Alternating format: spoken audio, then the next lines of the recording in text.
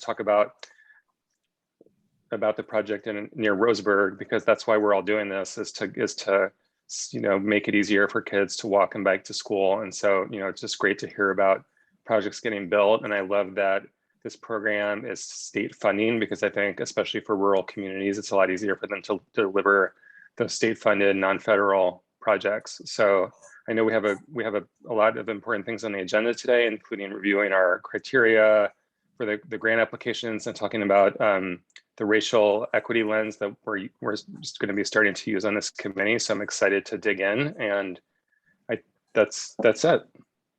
Looking forward to it. Thank you. Rob Interfeld is our chair of the Safe Routes Advisory Committee, providing the welcome for our meeting today. My name is Leanne Ferguson, and I am the Safe Routes to School Construction Program Manager at ODOT. In general, how we do these meetings is we ask that committee members keep their video on whenever they can, but if you're a guest, maybe turn your video off. That's generally how we do it, so that we can keep a better eye on who's on. If you are a guest at this meeting, we would love for you to introduce yourself in the chat box and let us know who you are and where you're coming from. And if you have any questions at all, feel free to let us know in the chat. So welcome, everybody. I will start the slides and share my screen.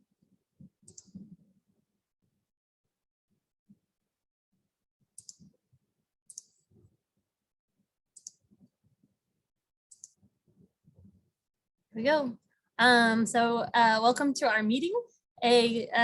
So here's a little bit about the Zoom features for those who aren't quite familiar with Zoom yet. And we'll start with our welcome. One main piece is that I wanted to let folks know is that Eric Osterberg, one of our committee members, has actually moved on to another position. He's now the amazing new city manager in Ferguson, Missouri. And I'm really excited for Ferguson to have him.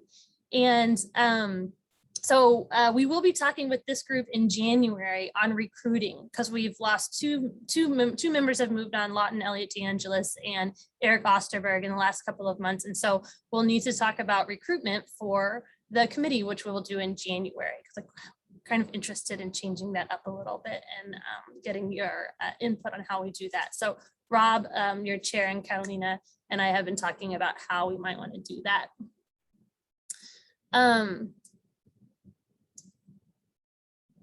So that is the other introduction. That was the only piece of information that I wanted to talk about before we start our goal for today. And I think Chris was going to cover that part. Thank you. Hello, SRAC. Happy waning days of summer. As Rob indicated, we do have a lot to cover. We do have 3 hours, but there's a lot of discussion, and it's really the culmination of all the SRAC input beginning back in January of 2021. Earlier this year, on scoring criteria for the education and construction programs.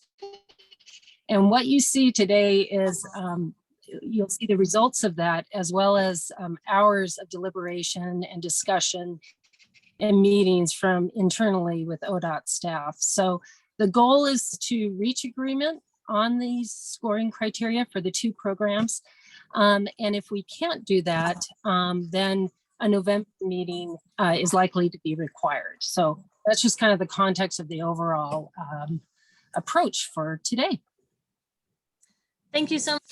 And I forgot to mention to any guests who are here, if you would like, we do have a section for public comment that we'll do right after our introductions. If you would like to provide public comment to this advisory committee, please let us know in the chat, and we'll make sure to call on you at that point. So thank you for being here.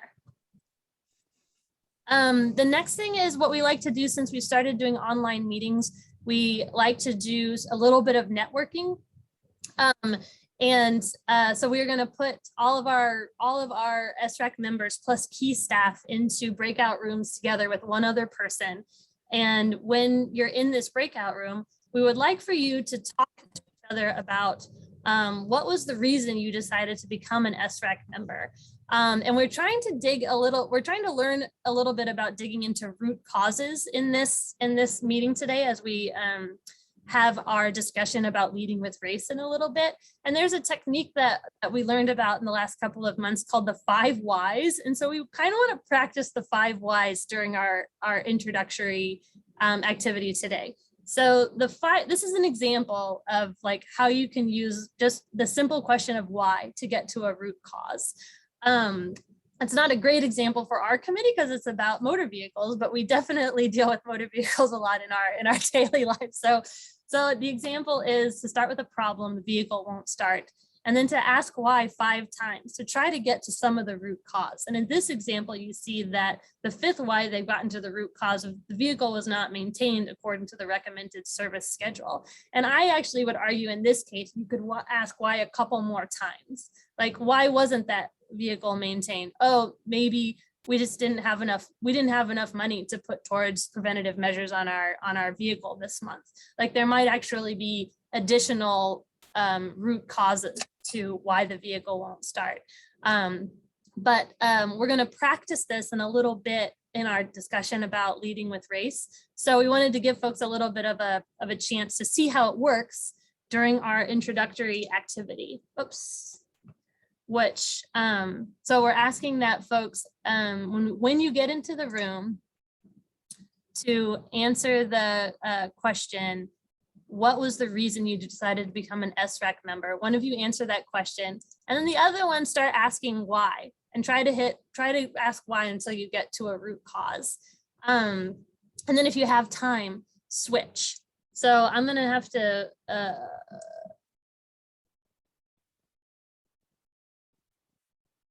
pull this, sorry.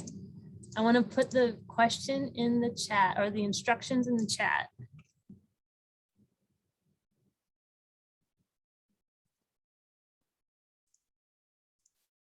So that you have it. No, hang on one second.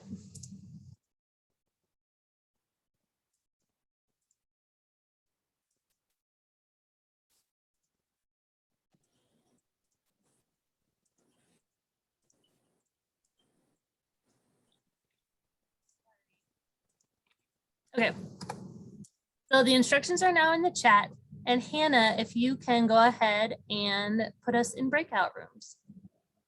All right.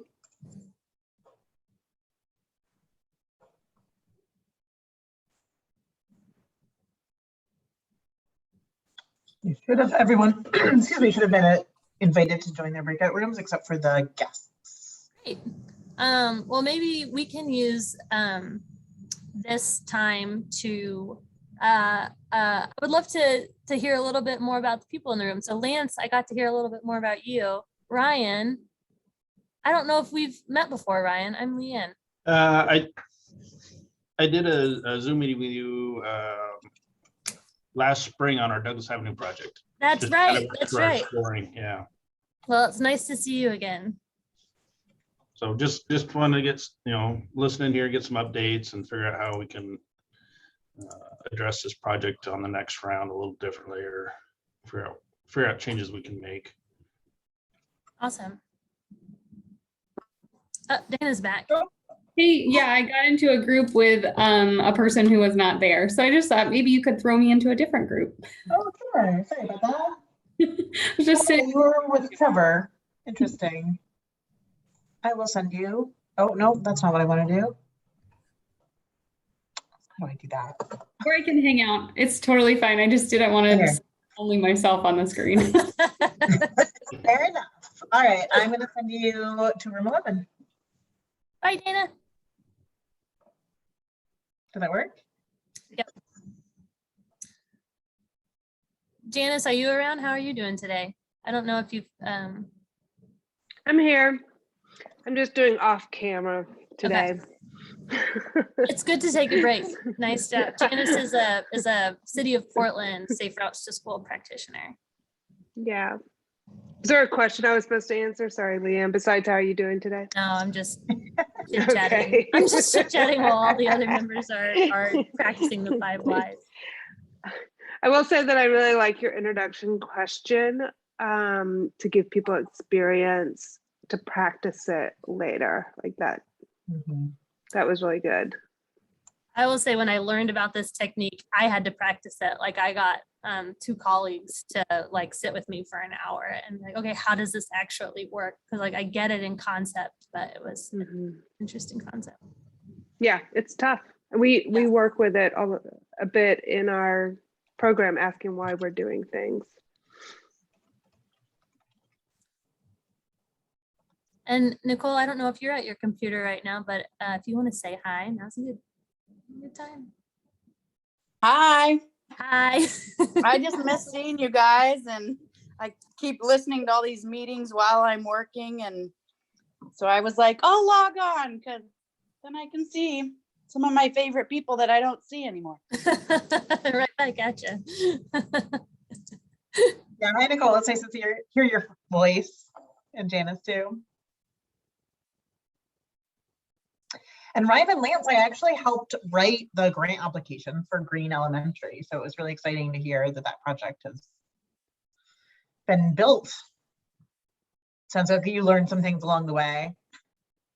Yeah, I think we did, and I know I've talked to Leanne and Ryan and Jenna Mormon about the Douglas Avenue project is one that I think we probably will resubmit, and I know Blue Zones is very supportive of that project, and I think that's one of the highest priorities for the city of Roseburg. It's and Roseburg Public Schools. I actually talked to the superintendent and their assistant superintendent yesterday, again, a little bit about that. So we're looking forward to getting some insights and making that an even more solid application this next go round. Nice. That's great. And it's great to see you, Ryan. I don't get to see you anymore either. Yeah, we don't let you in the office anymore. I don't think you're letting anybody in the office, are you? No, that's what I mean. It's too bad. Oh, good. It's not just me. It's not just you.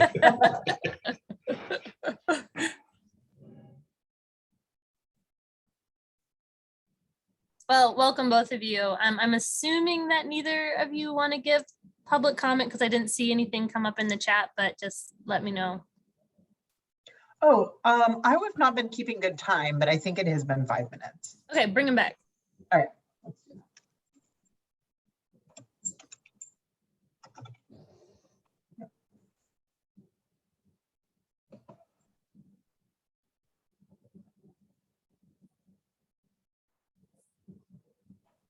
Do you see the timer?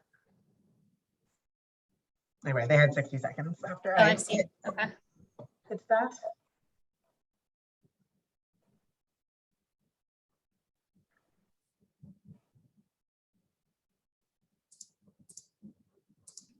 Sorry, Sunny, I just accidentally pushed the button to leave. I'll try not to have hurt feelings. It's okay. I was just chatting away and I saw the button, so I clicked it because I thought it was gonna. I thought I was acknowledging the thing, but no, I pushed leave the room. Anyways, it's fine, totally fine. Okay, well, nice discussion. As we're waiting for folks to come back, how did that go, real quickly, Heidi? And I'll be.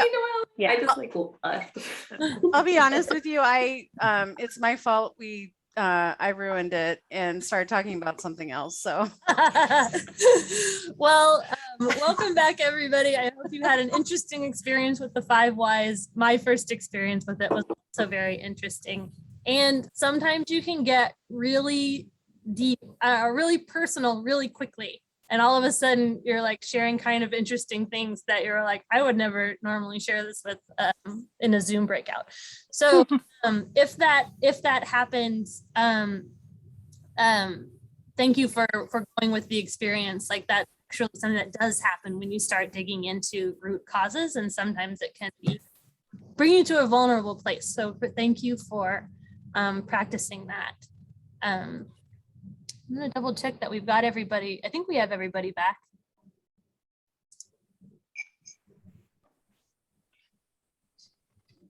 It looks like it. Okay, great. I will, Nobody got lost in the transporter. nobody got lost. Good. Our next thing on our agenda is to go around and do member and key staff introductions, which will be led by our coach or our vice chair, Carolina Reta Gonzalez. And I do have a slide that has all of our names on it, but I'd love to like keep our faces up right now. But if you need me to put that slide, let me know. Carolina, passing it off to you. You're muted. What about now? Now you're perfect. Okay, cool. No, I'm okay. I have a list in front of me of SREC membership. So we wanted to, of course, allow everybody on the committee to introduce themselves. So if you can just say your name, title, and organization, that would be great. And for this meeting, we decided to just, I'll call out people to introduce themselves instead of doing popcorn style. And I can go first. So my name is Carolina Iraeta Gonzalez, and I am a policy analyst with the Oregon Health Authority.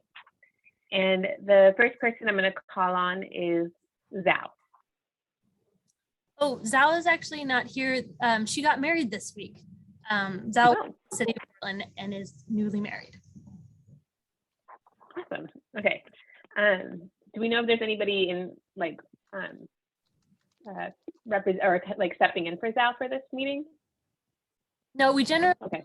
do it that way for meetings. Okay. The next person that I have is Danny. And Danny told me that she might be a few minutes late because she has a sick kiddo and is working with childcare. But those are the only two. Oh, and Kim Crabtree had like this meeting as well, but everyone else should be here. Okay. So the next person is Lonnie.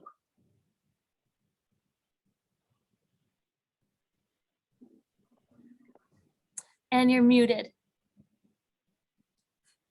I apologize. I'm trying to finish my lunch. This is Lonnie Radke, Marion County. Hello.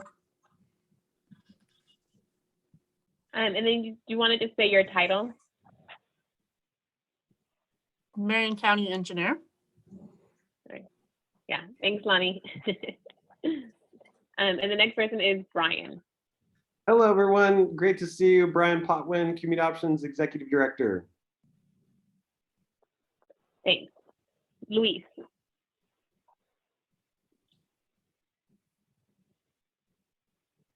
Hello, from Portland, Oregon, Luis Ornelas, OTSC member, and proud to be part of this. And OTSC means the Oregon Transportation Safety. Dana. Dana Nichols. I'm the planning manager for the city of Bandon, representing small cities. Lauren.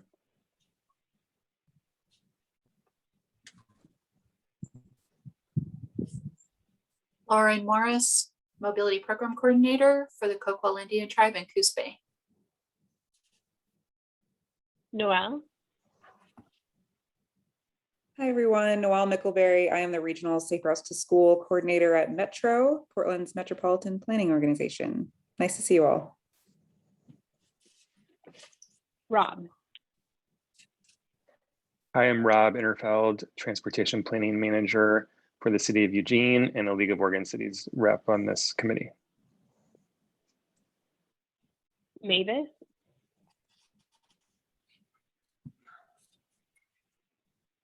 I'm Mavis Hartz. I am the director of the Mountain Works in La Grande. It's a bike shop. And I am your OPPAC representative, so the Oregon Bicycle and Pedestrian Advisory Committee. That's me. Brock. I'm Brock Dittis. I'm with the Oregon Department of Education in our pupil transportation and fingerprinting units. I'm also someone battling a head cold today. I'm here because what else would I be doing? We're at home on our computers, but I may also step off the camera for a moment to deal with nasal congestion. So good to see you all. Steve. I'm Steve Dickey. I'm the Director of Technology and Program Management for Chariot, Salem Area Mass Transit District. Sunny. Hello, everyone. I'm Sunny Chickering. I work for ODOT in the Delivery and Operations Division, and my title is Region 2 Manager. And Trevor.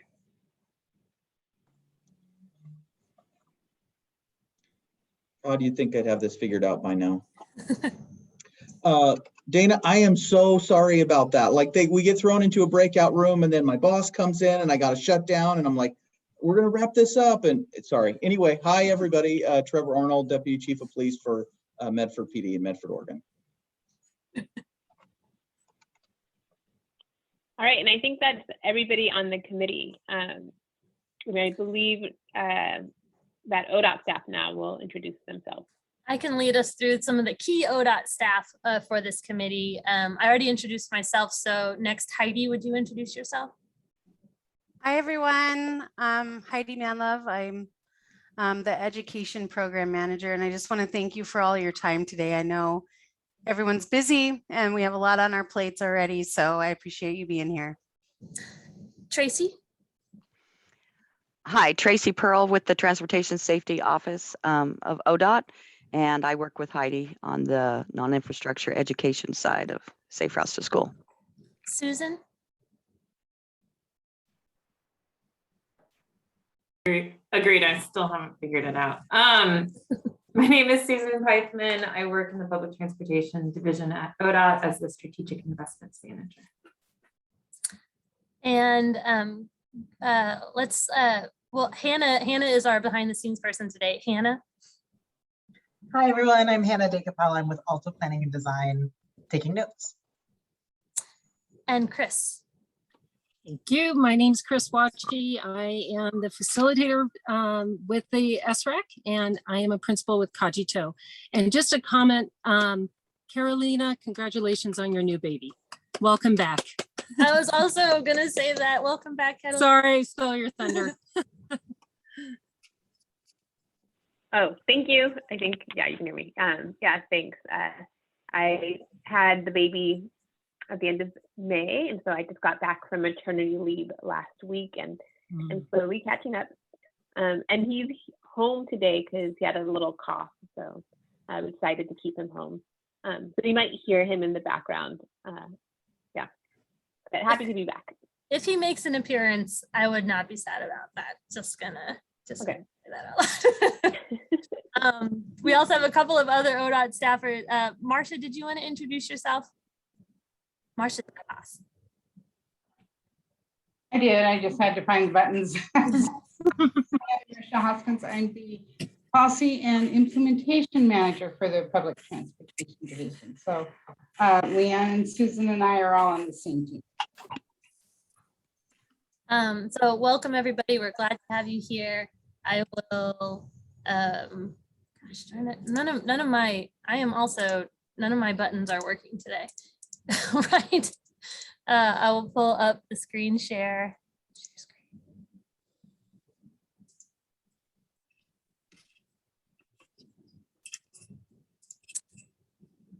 So here is our full list of committee members. Thanks everyone for introducing yourselves.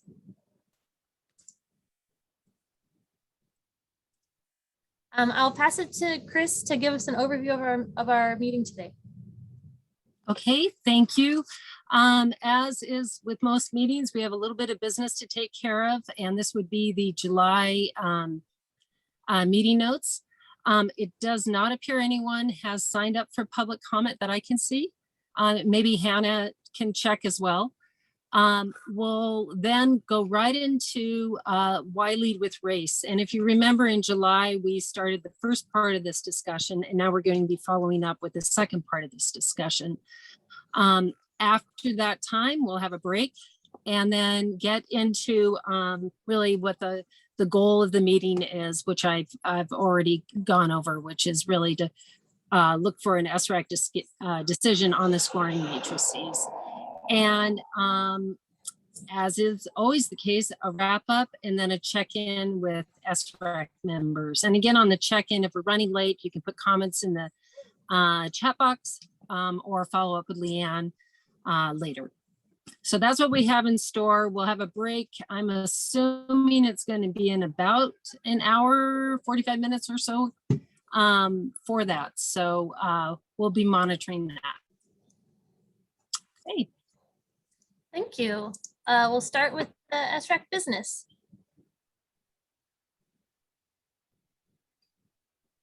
Okay, and then Leanne, just a reminder that we're going to have to stop sharing after we just review this, as we have been accepting the notes. May not be supportive of this decision, but you can live with it, or you need more discussion. So may I see if, first of all, if anyone has any comments on the notes or any corrections on the notes? Yeah, Rob.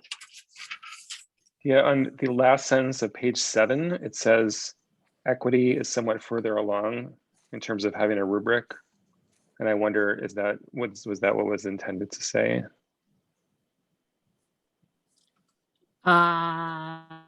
We can. I wonder if that may have been meant safer to school. Check that. Sorry, I should have emailed Leanne when I saw that. No, you're fine. Because I saw it a couple hours ago when I was looking at this. I'm pulling it up right now. I Okay, we'll apologize. double check. The last sentence of page 7. Right.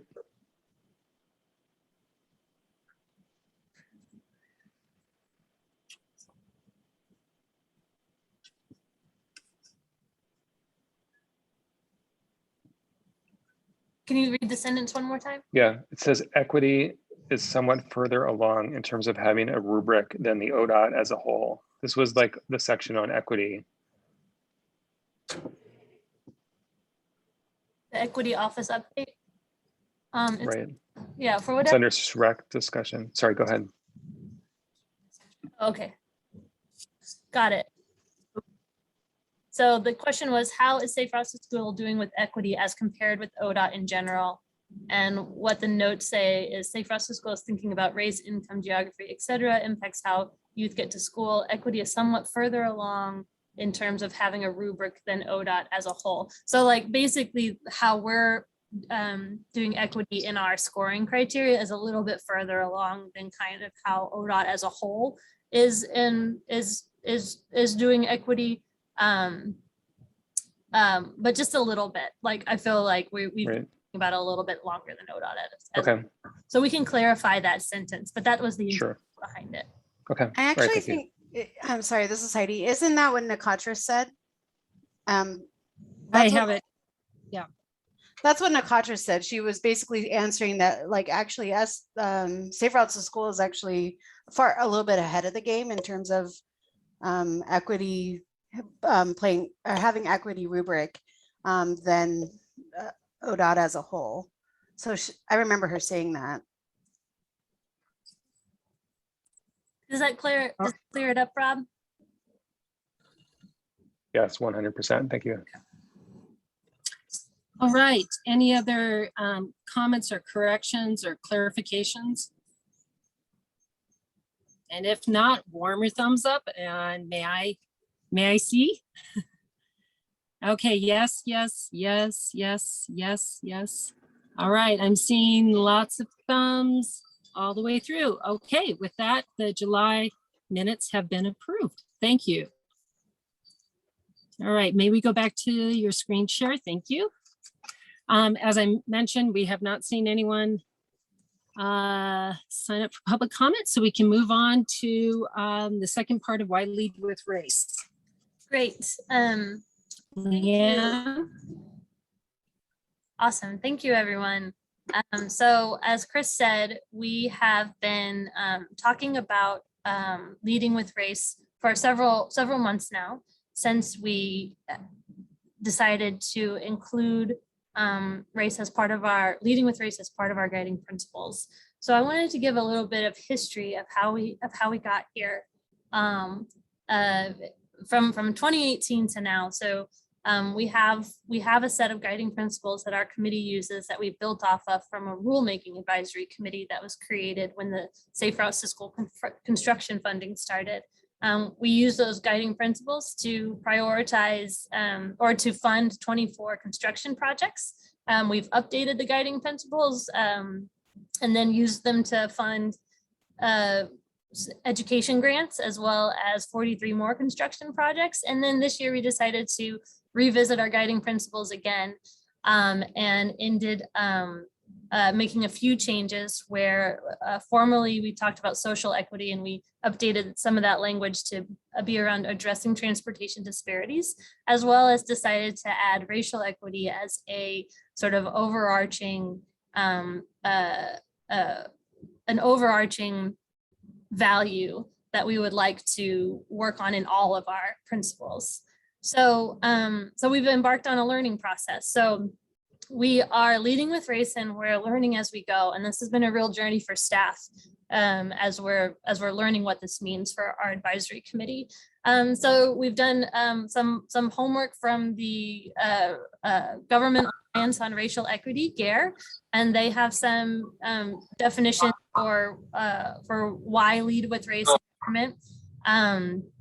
It sort of reinforces some of the data that we'll look at in a little bit around what we learned about in Oregon and how your race can affect your safety on our streets. And there are two other examples that I've discovered as I'm starting to learn about this and what it means in a government setting. And one is the Equitable Engagement Compensation Program at ODOT, as well as I have an example from the Department of Land Conservation and Development. So we'll start with the Equitable Engagement Compensation Program. So this is a new program at ODOT that we will actually be learning a whole lot more about in January when we talk about recruiting for additional SRAC members in 2022. But this is ODOT's created ODOT identified that we don't get enough input and engagement with communities of color on all of our pretty much all of our decisions. And so ODOT created an equitable engagement compensation program so that we are now able to compensate community members for their time on committees, as well as for their time in focus groups or their expertise in providing feedback on documents. So we'll talk a little bit more about that in January, but that is sort of one tangible way that I've seen example of how I've seen a government start to consider race in decision making. And the example from the Department of Land Conservation and Development is they had a committee, a rulemaking committee called Climate Friendly and Equitable Communities Rulemaking. It was around a new pot of funding that became available, and they need to make rules around it. And that committee didn't necessarily lead with race, but had more of an equity focus than any other committee that I had run across before. So they have a document, which is the link in this PowerPoint presentation, that's basically their equity statement. And that talks a lot about priority populations and intersectionality, and how race can impact a lot of those other, qualities that we have that we have prioritized in Safe Routes to School since the beginning. So for example, one person could have a compounded disadvantages based on their gender, disability, socioeconomic class, as well as their racial and ethnic background. So that was a really good example for me of a government committee that was really taking race into consideration. So for this committee, we started talking about how to lead with race, and then we pivoted to back up a little bit to discuss to really dig into why lead with race. So in our last meeting, you got to think about why you think the SRAC should lead with race. You got to read on the GARE website about why governments lead with race, and you got to watch a historical perspective of race in Oregon. That was a video by the Oregon Historical Society. So today, we learned a little bit about some of the examples of leading with race in government, and now we will move on to sharing why you think the SRAC leads with race. And then after that, we will discuss, discover, and learn from each other's perspective and dig into that root cause. So I found another amazing quote from Maya Angelou. She says, "I think we have systematically and critically harmed ourselves and many young people by advising them not to try new things." So our committee, working to lead with race and really like digging into it and trying new things and being in that vulnerable space, I think is really important. So just a reminder that we are in a learning mode, and we're in a highly we're in a time where this can be a divisive topic, and how we discuss race in shared environments is extremely can be difficult. And we're living in like politicized spaces, and but we are talking about race from a non-political lens. And then it's really hard. And it's also important that in these conversations that we're not taking about a political stance, they're about people belonging and being taken into consideration in our decisions and investments. So this conversation may be difficult, and it may feel and impact people differently. So I'm kind of like asking everybody to be a little bit vulnerable and be a little bit aware of how you're feeling, because it's okay to feel uncomfortable or to not know. And I felt that a lot in the last several months as we've dug into this. So if you're feeling that too, you're not alone, and we're all in this together, trying new things. So in our last meeting, I don't know if y'all remember, but we took some time for individuals to think about why it is important to you for the SREC to consider leading with race in our decisions, and got a chance to think about that. So we have about 1 minute for every SREC member to share their answer to this question. So I'm going to stop sharing again, and we're going to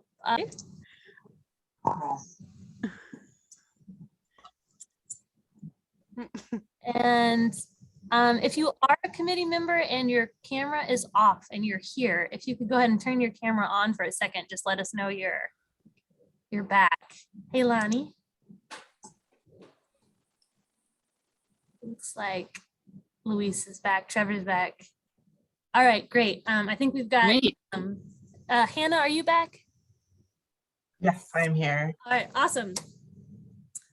I will share the screen. All right. Seeing a PowerPoint? Yep. Great. Okay, so we'll get started and jump back in. Like Noelle said, we'll remember where we left off and bring that forward with us as we talk about scoring matrices for our grant programs. I'm going to start with a little bit of a background of our sort of advisory committee philosophy behind how we do decision making. And we spend actually most of our time together working on defining the scoring criteria. And then we spend a lesser amount of time on the actual grant recommendation because we put so much time and energy into the scoring criteria. And then we spend some time evaluating that program so that we go back into the defining the scoring criteria phase again for the next round. So right now we are smack dab in the middle of working to find the scoring criteria. We've actually been working on it since the beginning of this year. So this has been a year-long process for us since January of 2021. And these lighter blue bubbles show sort of what we learned in each of these meetings. We decided to update our guiding principles to include leading with race. We decided to tailor our programs to best fit a community's ability to succeed, especially in our education funding. So providing progressive funding for our education grantees and meet them where they are at. We also talked about needing more partnerships. We needed to update our equity criteria for the education program. We needed to provide more weight on equity. We also need to consider leading with race. There was an interest in the transportation disadvantaged index. In general, we want more detail in our equity scoring, but generally the scoring is generally working, is what we kept hearing. Generally the scoring is working, but we want to make some tweaks. I also wanted to point out the intersectionality of the guiding principles and a lot of the feedback that we've heard in this very confusing slide to show you that all of the suggestions that you've given us in these light blue boxes hit on a ton of different guiding principles. Like each suggestion doesn't line up with one guiding principle. Each suggestion lines up with 5 or 6 guiding principles. So we're on track. You're not coming up with suggestions that don't fit into our value system. All of these suggestions fit, and they're really good, and they're really helping us hone our process to where we are right now. So also wanted to point out some of the coordination points between the two programs. As we are here today discussing both scoring matrices. So some of the things that will be the same is that we're going to have that addressing transportation disparities scoring. The way we score that will be the same in all of our grants, regardless of education or construction. We'll have online applications that will look similar. We'll have one landing page for all of the applications, and maybe even some kind of questionnaire that you can fill out that will recommend which program you should apply for. Our application timelines will be aligned. We'll run both processes consecutively at the same time and be able to do outreach around the programs at the same time. And our PIP application and our Education Plus application will likely be the same. Application. So we won't have, for all of the different programs, we'll probably combine those into one application to make it easier for people who are applying. What will be different is the eligibility and requirements specifics to each program will be a little bit different. And part 2 of the construction application will have a later deadline. So the construction program will go a little bit farther into 2022 than the education program. Now I wanted to dig into the construction side, and then I'll pass it off to Heidi after we've had a chance to discuss the scoring matrix, and she'll dig into the feedback that she heard about the education side and dig into those different tiers of programming that we want to provide, meet communities where they're at. So she'll dig into that a little bit more. So I will provide an overview of the feedback and how we updated the scoring criteria. We'll have an opportunity to discuss some of sort of the main challenge, and then we'll have an opportunity that if we're all on the same page, we can vote to recommend the scoring criteria in this meeting. We also want to acknowledge that we're actually a little ahead of the game. So if we need to discuss anything in November, we can also do that. So the general feedback that we heard on this round of feedback, thank you all for reading over yet another scoring matrix and providing feedback on yet another version of the scoring matrix.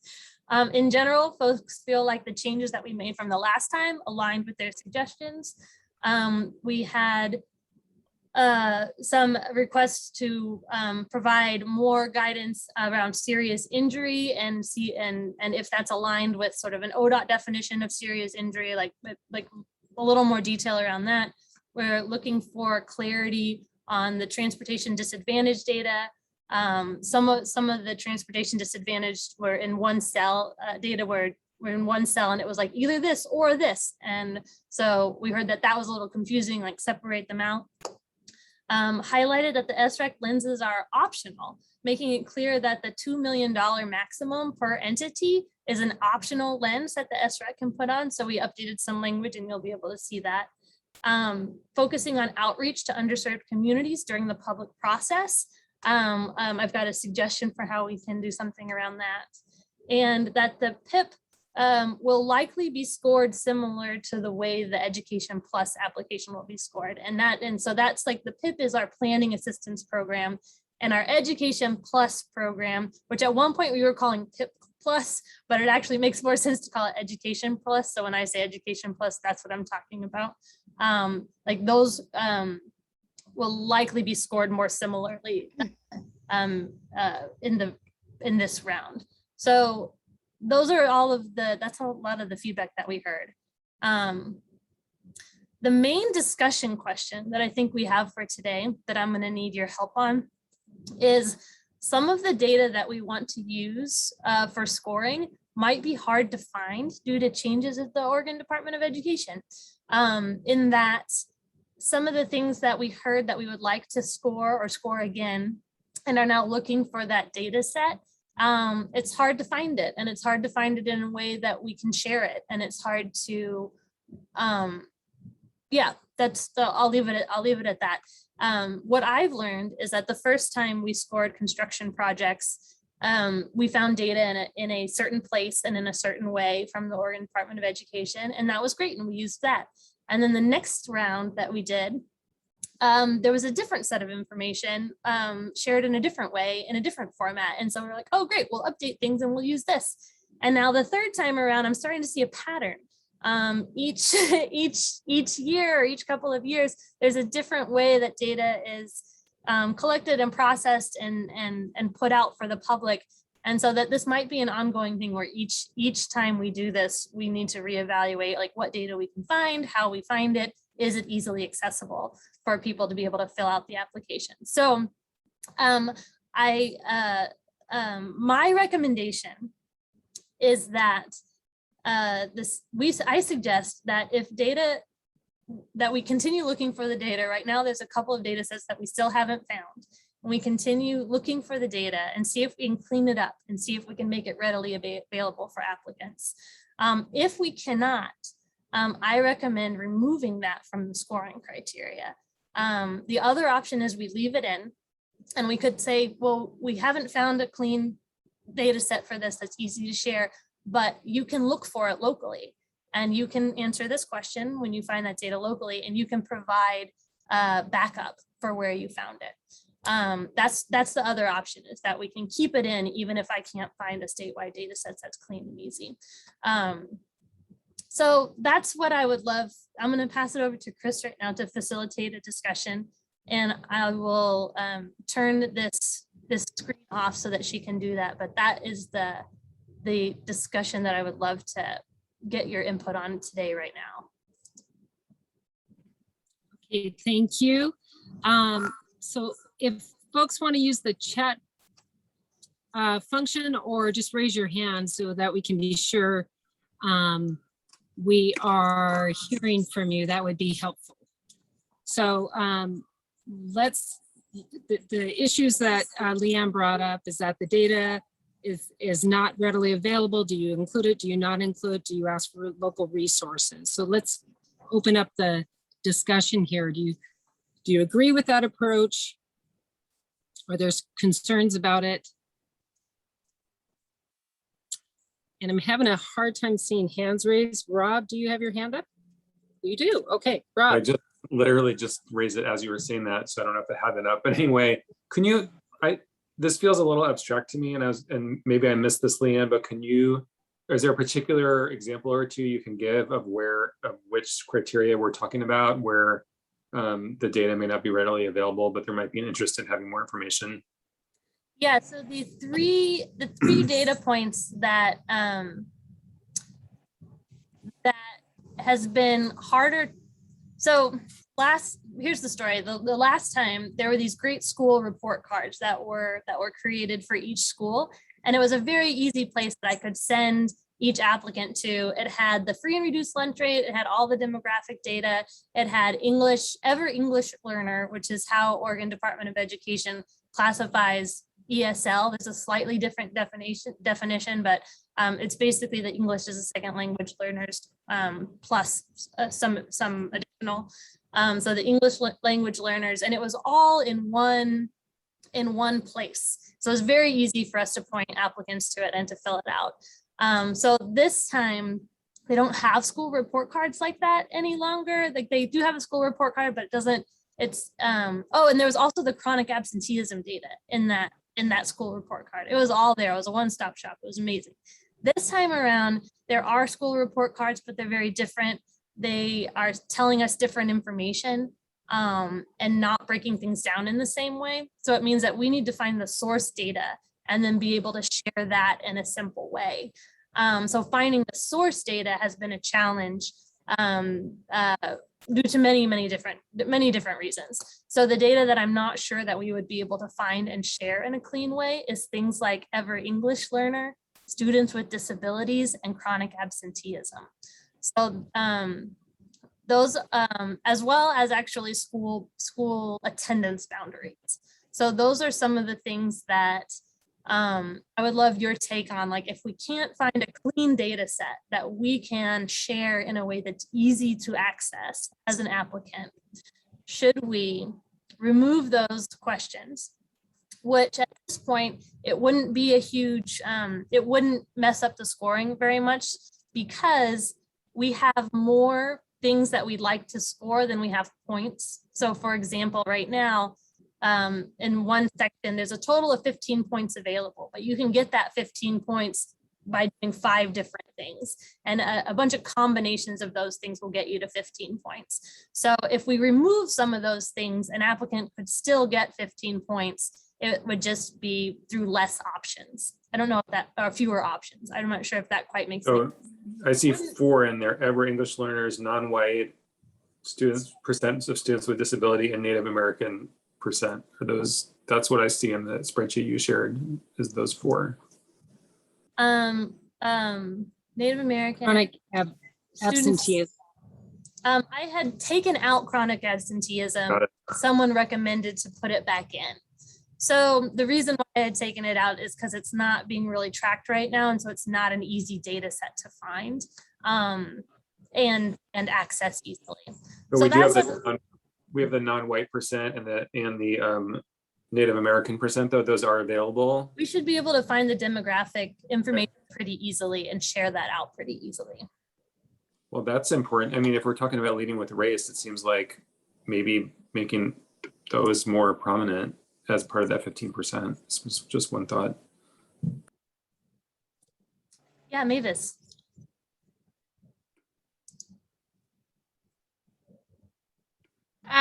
Those numbers in particular make me nervous because they were a lot of the how we were getting at the economically disadvantaged schools and hitting basically the areas that we wanted to focus on.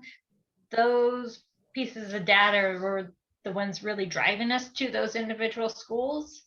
I would hate to lose them, but at the same time, the unintended consequence may be that some of those schools that are hard hit with disadvantages won't be able to find that data. Have you reached out to the Oregon education, the people that put together that information? Yes. And is there any way that we can say, hey, we really want to use this information every other year? Is there any way that you can make this a little more standard? We're making a case for it. It's really hard. Oregon Department of Education is not funded the same way that transportation funding is. Like the funding goes up and down like this. And Brock might be able to speak to this a little bit better. And Brock, tell me if I'm saying things that are crazy, but it's like some things are tracked because it's important at that time, and then maybe it shifts to like trauma informed care, and so now that's tracked, and then maybe it shifts to something else, and now that's tracked. So we're running into some of, I think we're running into some of that. I'm not particularly close to those collections, but I could look at more information if we need to, see if we can find the answer. We're still in the process of looking for it. So we just haven't found it we found some things, but it's not clean enough to be able to use. We found some things. It's like, so we're still in the process. And so what I'm trying to get at is like, if we can't find it, what should we do? Because I think that there's a possibility that we won't be able to find a clean data set for things like well, the three that we haven't found a clean set for yet is like the chronic absenteeism, students with disabilities, and the ever English learners. Like the demographic data is pretty easy to find, and the Title I, the use data is pretty easy to find. Is there a chunk of data that would replace those? I can't think of one, but. We are also adding the transportation disadvantaged index in. So we're getting some of that. We're getting some additional data through census tract data. That's not about the specific students at that school, but is about that area. So we are getting it. We are getting a lot more data this round than we did in the last round. It's just going to be it just may be slightly different data instead of strictly additive. So in the chat box, Leanne, there's remove the data or remove it if the data is not available, frustrate applicants. And then to Steve's point, you know, are we able to get a picture of what we're looking for without those two data sets? What are the unintended consequences? So based on all the other pieces of data, my question is, do you think that we're still able to capture what we're looking for? Right. So that was kind of what I was going to bring up is I wonder if there are ways that we can ask the question that isn't so based on are you above or over the average in the state, and getting really granular, because I mean we're expecting that these applicants have a relationship with the school and that there's a partnership, I'm assuming. I feel like that's part of the application too, and that there would be conversations between a road authority and the school to understand who that school serves and who utilizes the school. Because I worry, you know, I don't want to just drop the nuances of this part of the application because the data is not available, because like you said, it could change again next year. And so if we're constantly swapping in and out just based on what the state has available, we're missing an opportunity to like just learn about what the school has, maybe more anecdotally. Like I think that's another barrier we often put up in application processes, that everything has to be about the exact data. And even going to our conversation a little bit ago about you know, undocumented students, that might not be reported. Like there's stuff that isn't shared in the official school report with the state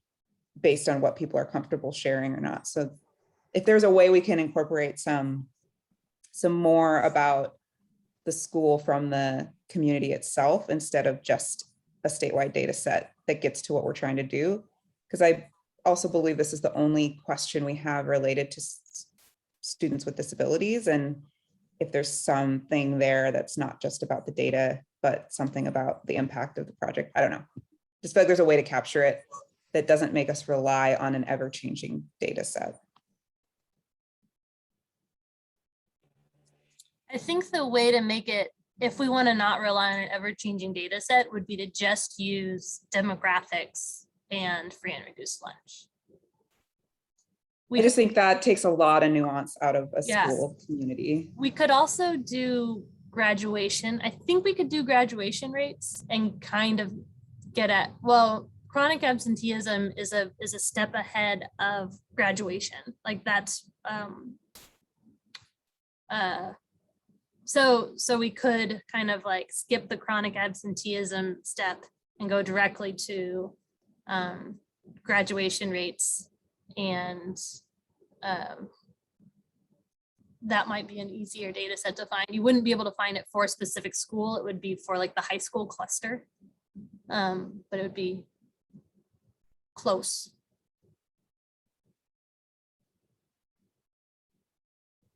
So just so reiterate, Noelle, your point is and have something anecdotal from the school or from the applicant that describes what the school, what their experience is in terms of student population.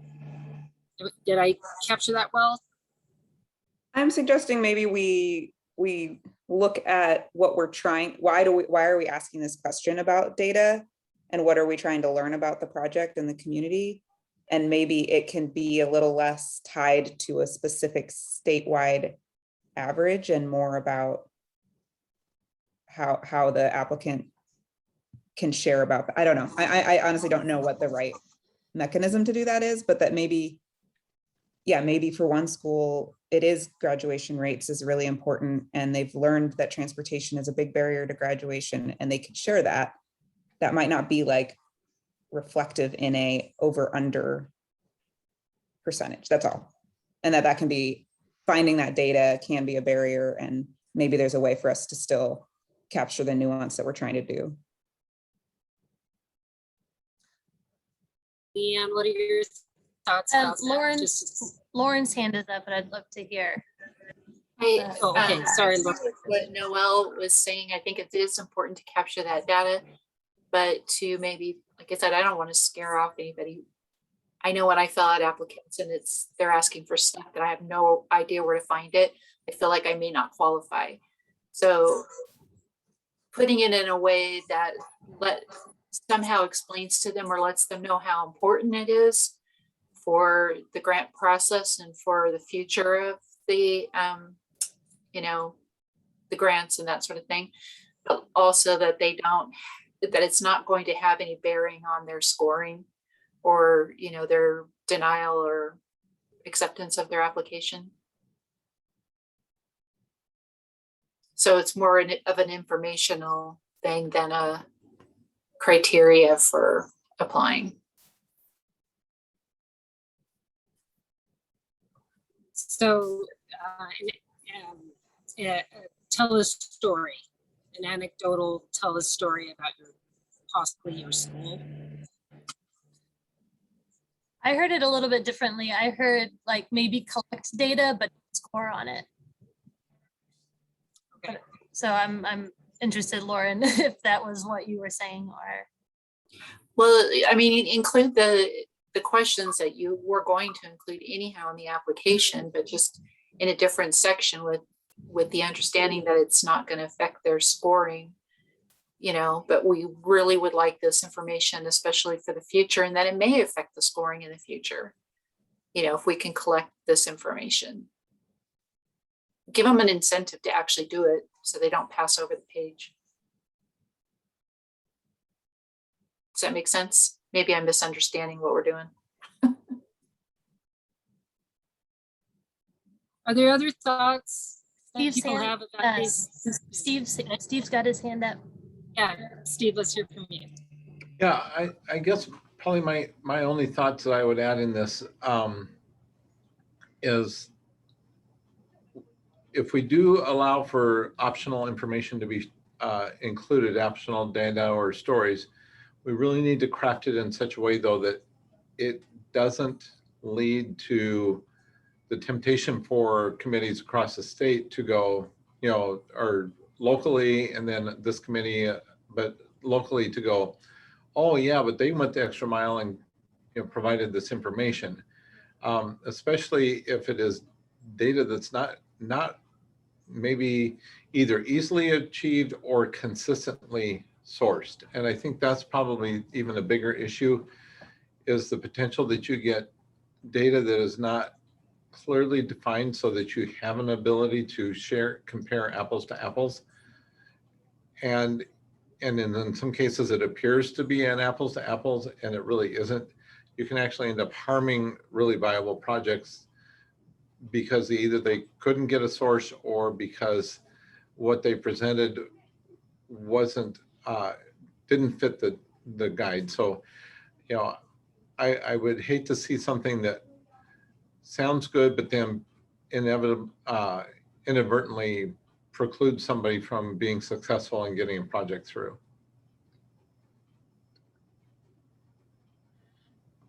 I know that was kind of not well defined, but just my concern, because having been through enough of these processes over the years of the times when, oh yeah, well, and they had, this and this and this too, it's really tempting for committees to go, and that gave us extra information, even though technically that information isn't supposed to be included in the decision-making process, it's so easy to feel like that was another piece of information that really should be considered.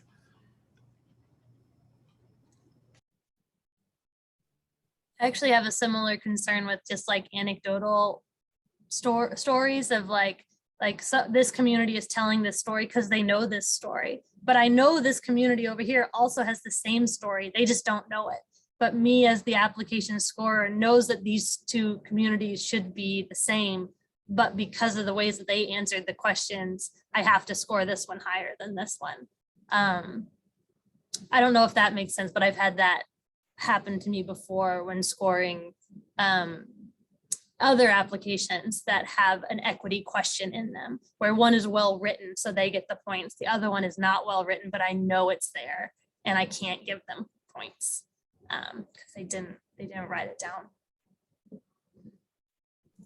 So there's a question from, thank you, Hannah. Using the 2019-2020 data set, is that something to rely on the latest data set that everyone can access?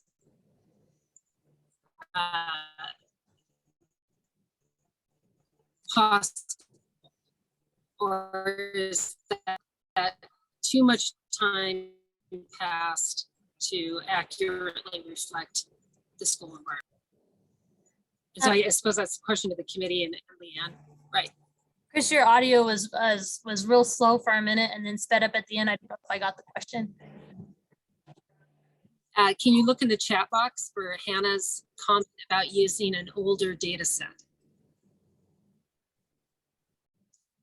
That might be a direct question to you because it's not. It was a direct question to you, Chris, but I'll just say it. Sorry, I'm not on the committee, but I just wanted to put it out there that if the data was available last year and not this year, might you consider just using the previous year's data?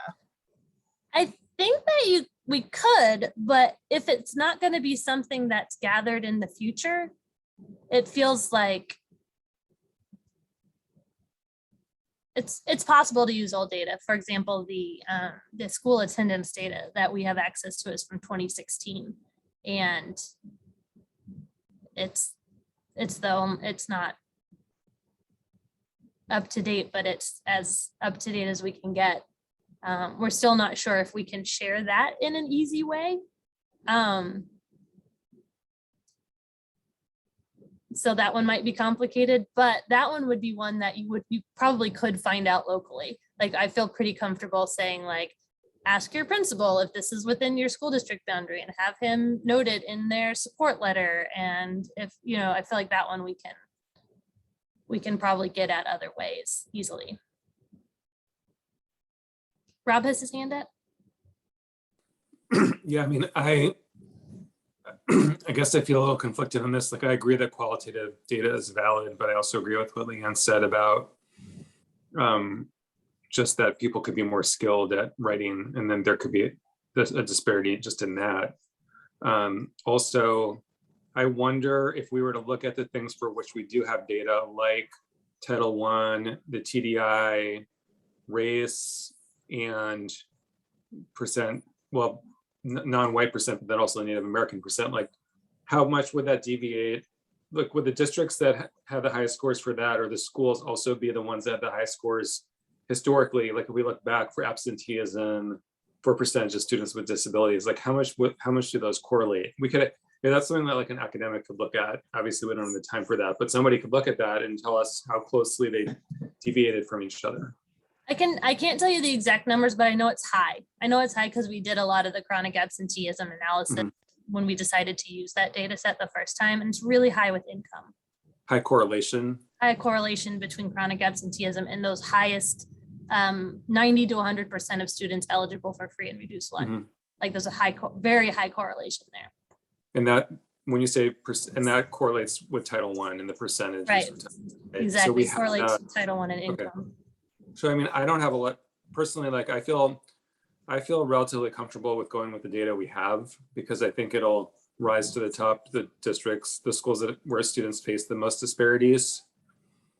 And so that's how I feel.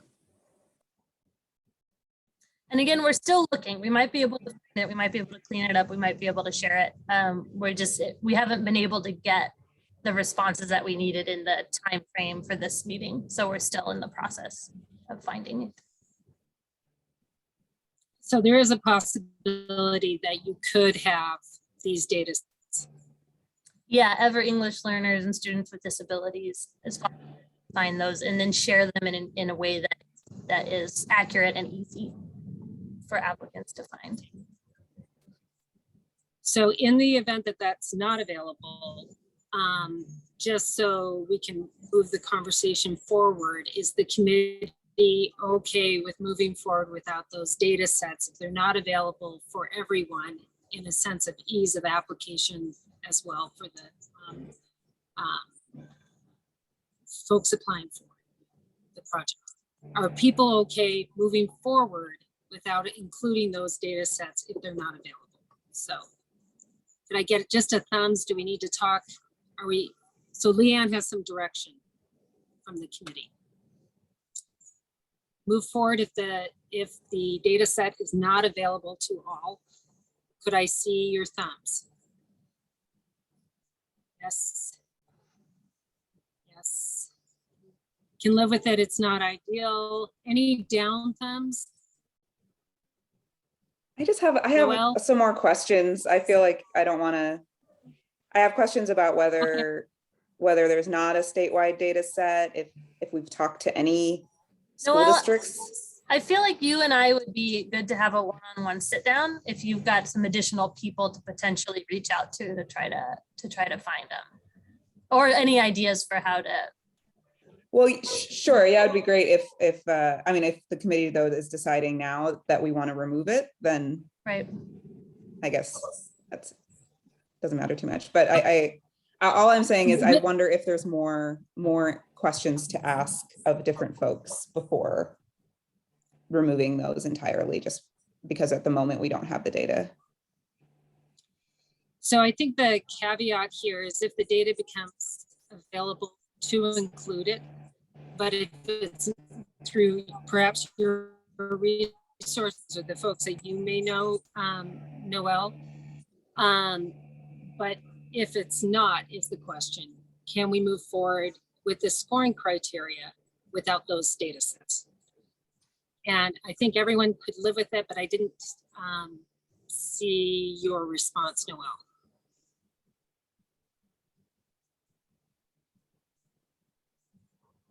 I think you were muted. I have some clarifying.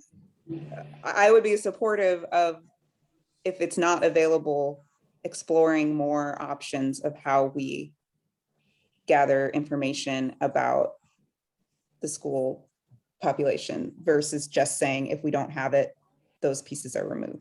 So if we do have an opportunity to bring it back in November. So like we have another month to look. So yeah, I'm comfortable with that.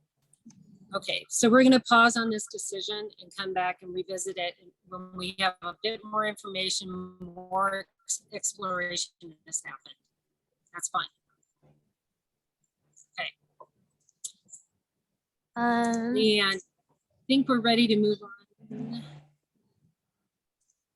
I just clicked from the beginning. No, from current slide. Here we go. Okay, so great. Thank you. Wonderful discussion. That's really helpful for me to know where we're at. And I want to thank folks for continuing to ask questions until we got to the point where we're like, okay, at least we have a next step of bring it back in November. So thank you all for your input.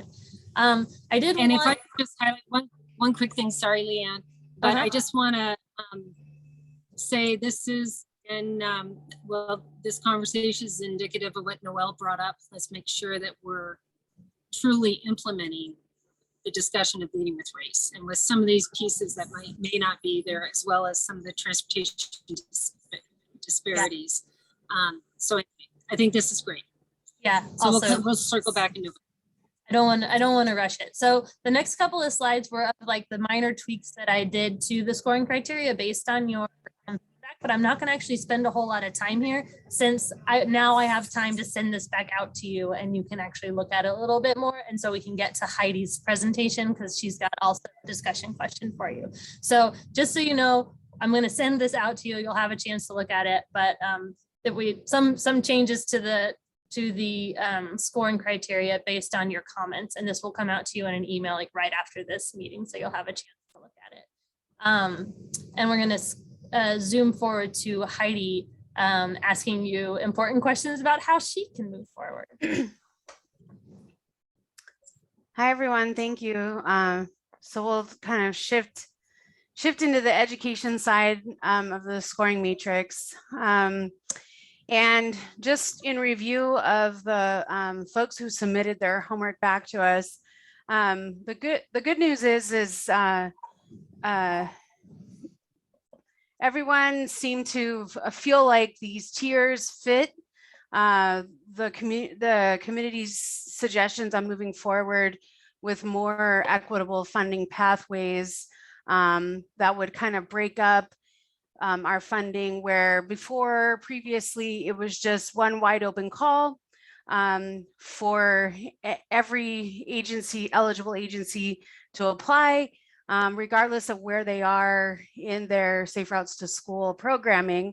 And what we've noticed from the last few cycles is that this model may not actually be effective in bringing in new folks and getting them to a point where they are grant ready to apply for our grants. And then once they get the grants, be able to start moving forward.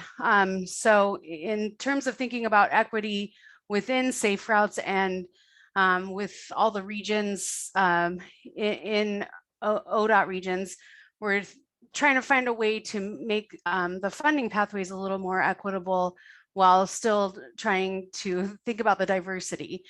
So I think this was a great work this year so far, just getting to this point of trying to think about this next round of funding and how to shake it up in ways that can set people up to be more successful.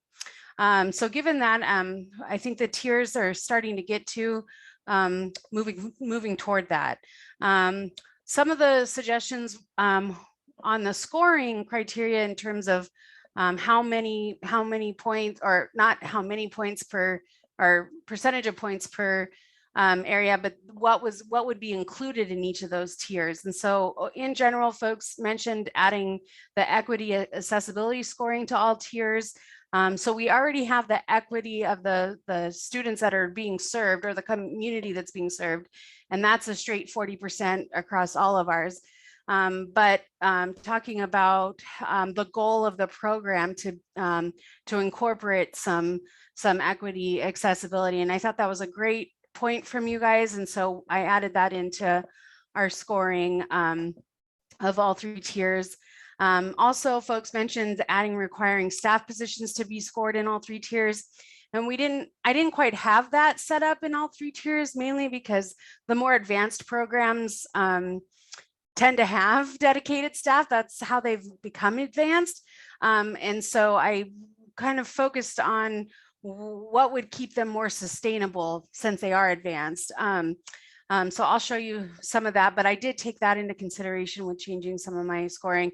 And then also folks mentioned having letters or supportive partnerships be scored on all three tiers. So you'll see that I made those changes. But before I go over kind of some of the changes I made based on your feedback, one thing that was made clear from this process of getting to this point is like, okay, great. We have three tiers that we feel comfortable moving forward on in the next round of funding, but how do we set those up in ways that gets us what we're looking for? Meaning, how do we know who is a good fit to apply for what tier? And so that's kind of what leads me to my next question for you. Next slide, please.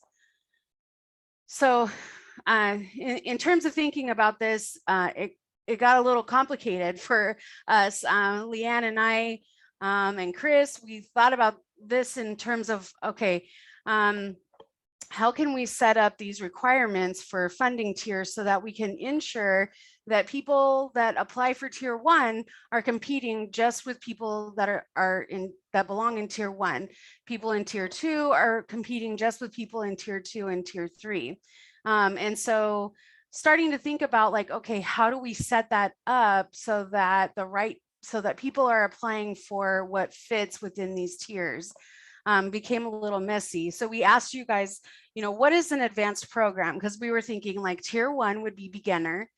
Tier 2 would be something like an intermediate program, and tier 3 would be more of an advanced program who just needs some innovation or some ways to expand their program. So then how do we label, right? How do you fit a round hole in a square peg, right? A square peg in a round hole. How do you make these distinctions?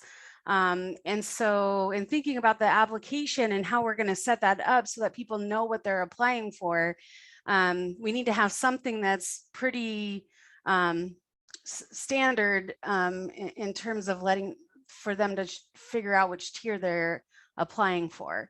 And so thinking about this, these are just suggestions of like examples that we first started thinking about, like, okay, what kind of a agency or what kind of a program would be applying for tier 2 funding? And so thinking about, oh, okay, well, they already have a safe routes to school plan, so they're not applying for tier 1. Or maybe they've been funded before, but they're not really sustainable. Like they only need innovation. They might need more than that. They need more time to build foundation and networks. They still haven't built partnerships with schools. So these are like examples of like someone that's intermediate. They're not exactly a beginner, but they're not totally advanced, right? And then the third tier got a little more complicated in terms of thinking like, okay, well, does being an advanced program mean you have dedicated staff? Because that could mean so many things. A dedicated staff member could mean quarter time, part-time. It could mean full-time safe routes, sustainable funding. What does that mean? Does that mean that they have sustainable funding from multiple sources? Are they sustainable within their own? Are they, how are they being funded? Can be complicated to discern with folks. And thinking about what are 2 years of successful programming.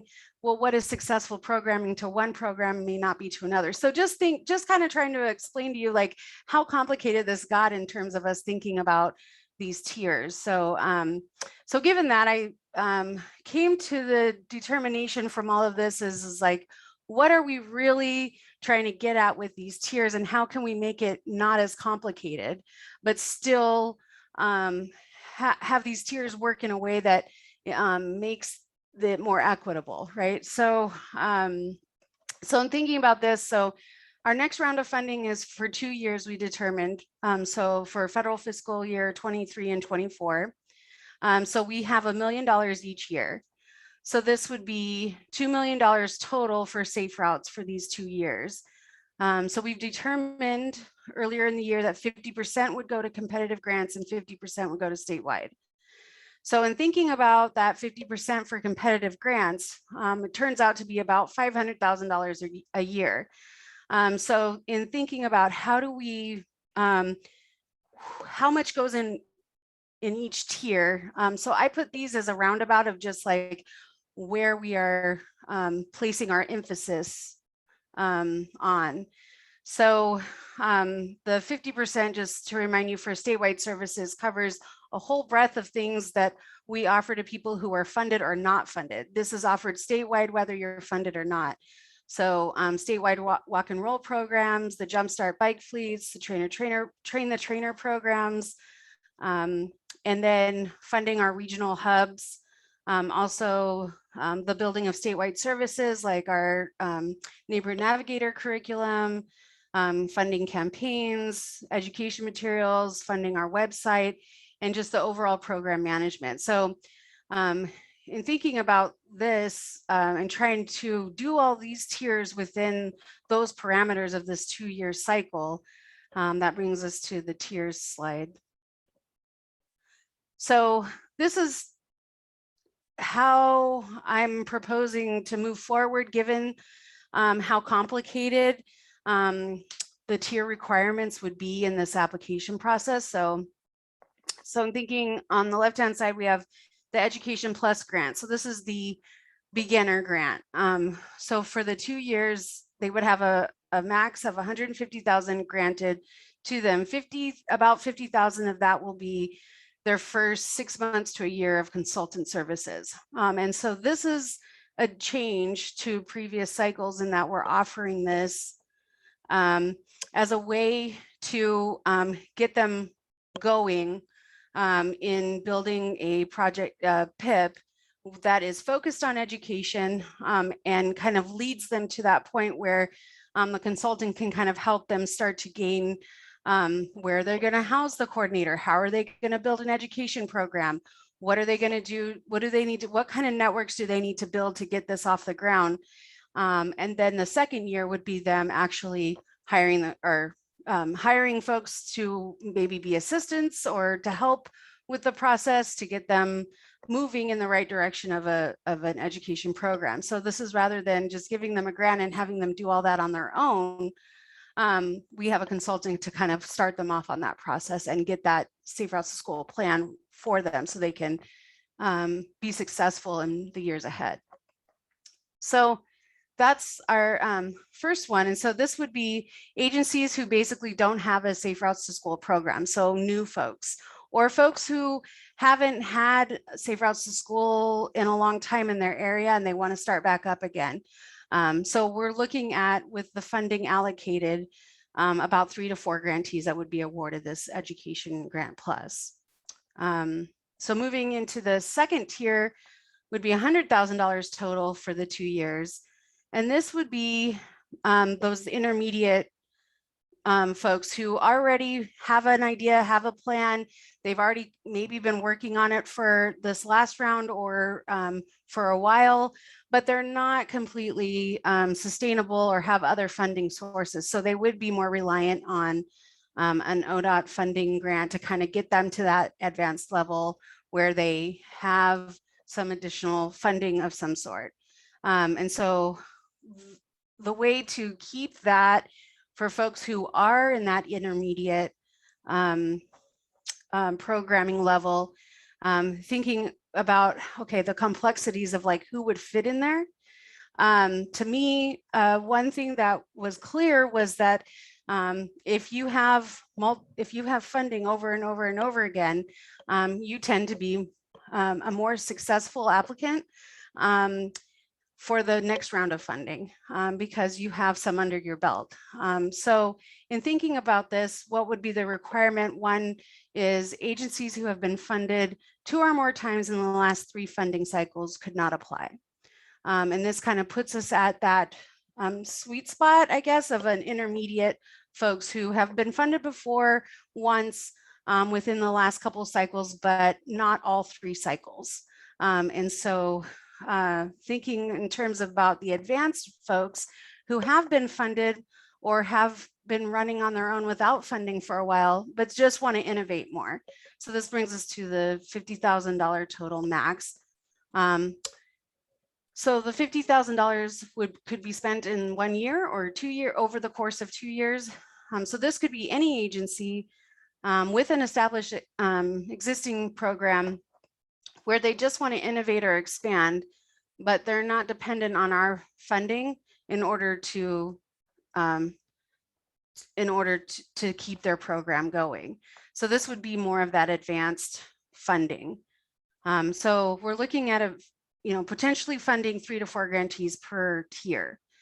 So this was my best proposal moving forward in trying to organize it in a way that's not so complex of trying to figure out how people fit in these tiers. So I don't know, do we have another slide? Yeah. So my question to you guys moving forward is this: it would really help me to know that we're on the right track in terms of our intention of these tiers, and is what I'm proposing, those requirements, do they seem clear, and is there something we're missing? And Leanne, could you stop screen sharing just for this? Thank you. And if folks can either use the chat or raise your hands about the proposal. let's just start off with a question of does this proposal, the way Heidi's laid it out, make sense to everyone? Are there any questions about that?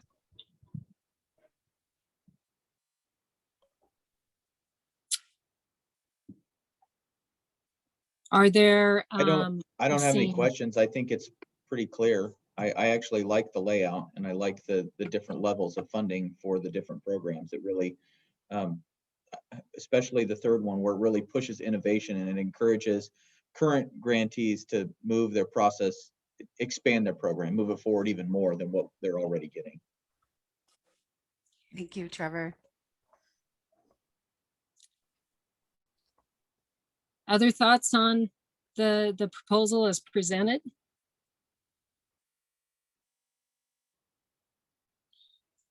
Yeah, I think it's great. I think figuring out what that, like, what's an intermediate versus an advanced is kind of the upcoming challenge and then making sure that's clear for people. I'm sure you're going to get questions no matter what you put together there, but I think the tiers are really a good move, and it'll be interesting to see what folks propose. I did have a question about because there's also the PIP as well as the Education Plus, is that right? Like, people can still apply just for the PIP as well. Okay. And then the consultant services for the Education Plus, is that coming from what's been allocated to the PIP, or is that coming from the education grant bucket? That's coming from the education grant bucket.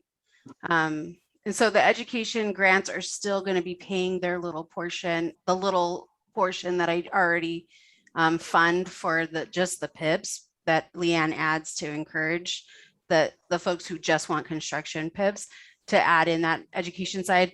But that is not part of this. So the funding for this is still competitive. It's still part of a competitive grant, but it'll be paid through me to the consultant. We can, if they're doing construction as part of their planning process, then we definitely can use some of the PIP funds for that process. So this will give us an opportunity to support that work. But we also want to be flexible to say, like, if the support they really need is, creating something that's not having to do with the construction project, that there's an opportunity there. Like, we can use education funding, or we could support it with some of the construction funds if they're doing the construction analysis as well.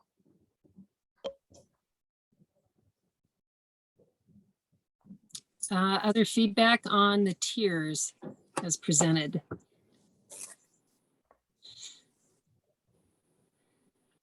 Can the committee think of any unintended consequences of this? And I think, Heidi, you're talking about how square peg, round hole, round peg, square hole, because there's, I think that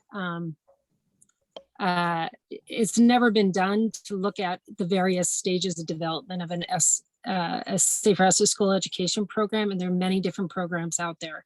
And so that was the challenge of how you define certain programs. Certain tiers are easier if you've never had one, but that's second tier and third tier. So doing it this way, are there unintended consequences that you can think about approaching it this way?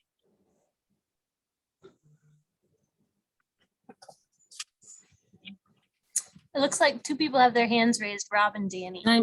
Thank you. I cannot see that. Rob. I like the tiers approach. I think it makes a lot of sense to have it tailored to the different situations that that schools and school districts have been in, or whoever the applicants are. And I like how there's more funding available for the site, how it kind of tapers down over time. In terms of unintended consequences, one question I have is, do larger school districts, they may have many schools in them, and I wonder, like, how do you see, how does it work when, is this about the applicant or the school district or the school in terms of, like, the tier 1, tier 2, tier 3? How do you see that, Heidi? Yeah, That's a good question. Yeah, because there's, there's some coordinators who have over 50 schools that they're serving. And then we have some applicants who are only serving 3. So that's a good question. Yeah, we do not have it. The scoring isn't set up to even approach that.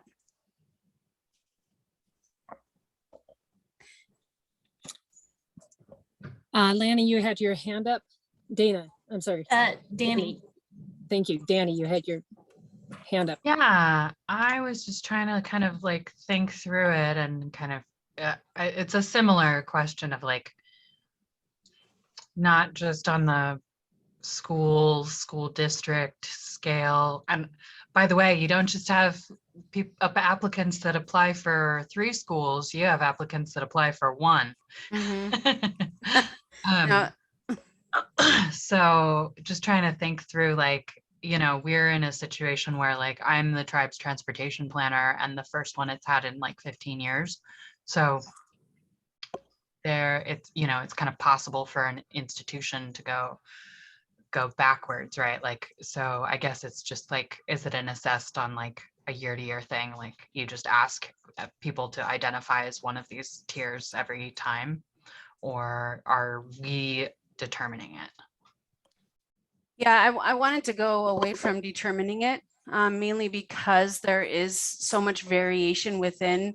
For me to say who is successful or not, I mean, we have, they're so diverse. They're unique snowflakes. But in thinking too about like what Rob is saying is that some of the bigger school districts have bigger partners and people that they could really pull in and do some more with and collaborate more with. So even though they're serving more schools, they might just have a different approach of serving those schools and getting maybe bigger volunteer bases or something. So it's not to say that someone serving a lot of schools could be deserving of more money than somebody or more often or something than someone serving less, because maybe the school serving less are way more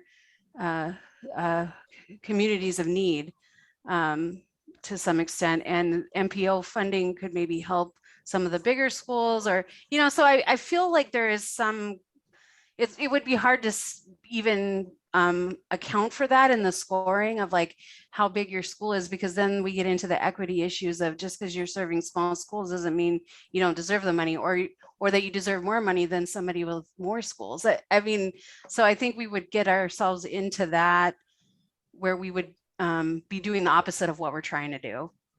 Okay.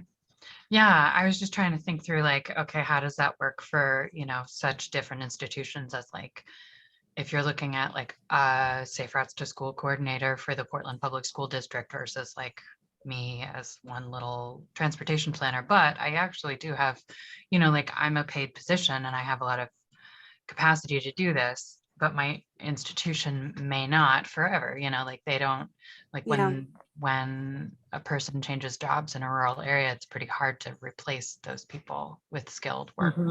So, there's definitely like a time element to it too.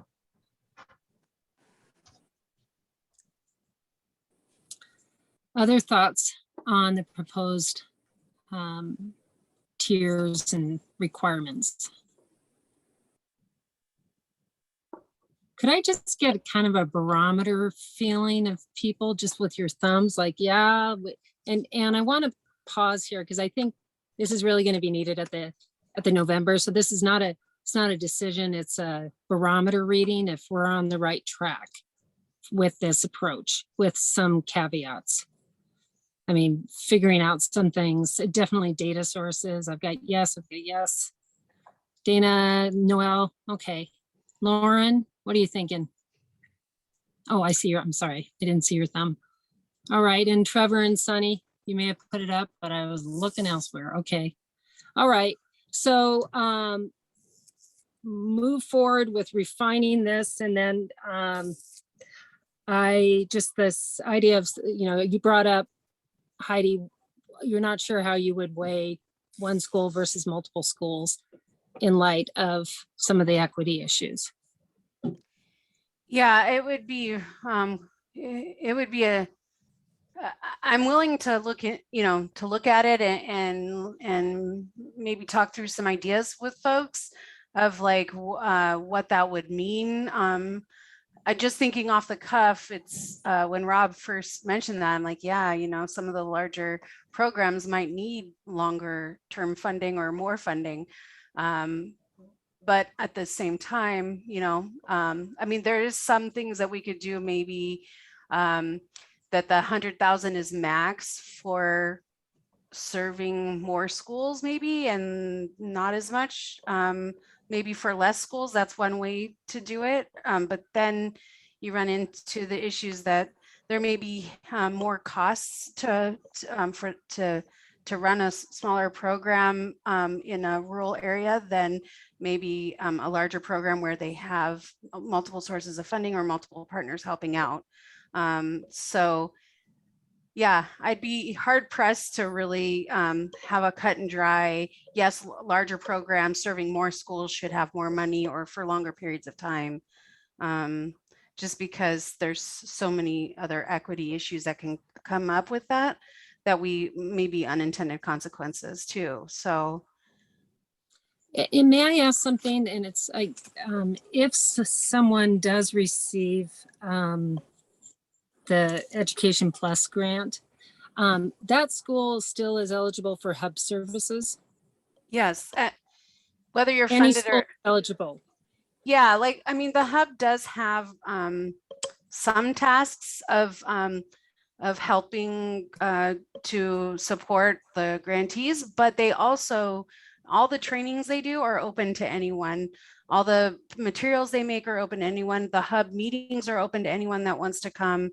Their office hours are open to anyone. So it's not just for people that are funded. Right. So yeah, in that regard, Chris, everyone can benefit from the statewide services. Thank you for clarifying that. Yeah.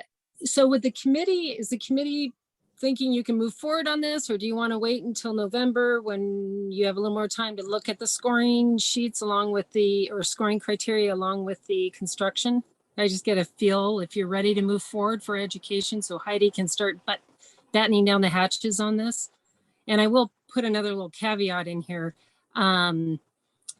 There's a lot to be learned, and there's going to be anomalies with trying a new system on where there once wasn't, but to adhere to the guiding principles of the committee. So with that, can I get a sense, are people ready to vote? That's a yes for voting, so move forward. Could you give me thumbs up if you're ready for approval of this scoring criteria? I just wanted to ask really quick, what exactly are we voting on? The tiered program, or also the criteria? The tiered program approach. Yeah, is what I'm asking. Good clarification. Thank you. For a second, I was like, we haven't looked at the scoring criteria. No. Yeah, just trust us. No, really. To move forward with the tiered scoring. Thumbs, yay. Thumbs, yep. Okay. Mavis, can't see you. Okay. And Carolina? Okay, great. All right, thank you. Now let's look at the scoring criteria. And this too, I'll send you. Thank you everyone for your consideration on this. Believe me, it's just wrapping my head around the tiers and new funding and different program types has just been like, wow. But so thinking about these different tiers and how to score them, I took into consideration some of the points that you made. So this is a lot to see, and I will send these to you, but just to give you just a quick view of what the changes I made. So this is for the tier 1. And so the focus of the tier 1 is really communities of need and the need for the program. But I did increase, per your suggestions, to increase scoring categories for dedicated staff time to ensure that they will that they are going to have somebody to work with our consultant as well as carry forward with what the consultant works with them on, and then demonstrating some kind of plan or vision or goals for what they're doing. So on the right hand side, you'll see the areas that I added, and then to accommodate for that, I took away some points in different areas, but still trying to accommodate the original focus of the tier 1. So next slide. And tier 2, not too much changes were asked of me on this one, but I did drop a little bit of the points in order to accommodate increasing the equitable access. So tier 2 grantees will not only will they be scored on the demographics they're serving, the community they're serving, but they'll also be scored 10% on if the project is focusing to reach and give access to historically marginalized communities. So thank you for that. I did add that into the scoring as well. And then for tier 3, I added, like you suggested, the additional letters of support for the innovation. And I also added additional partners. I think this will add to the sustainability of the innovation. And so thank you for that. And I also increased their sustainability plan, because that's the whole point of this innovation, is for it to not only be equitable and focus on equity, but also help them in their sustainability. So keeping them to their word on their plans for that. So I had to drop it in a few places to make that, those additions, but I think this looks good. I left out the dedicated staff time because by the time they're advanced, they should have a staff member for this innovation project. If they don't, then they shouldn't be applying for that tier. And so I wanted to keep that 25% pretty strong in their sustainability plan. So that was my reasoning for that. Any questions about the changes I made or the funding scoring?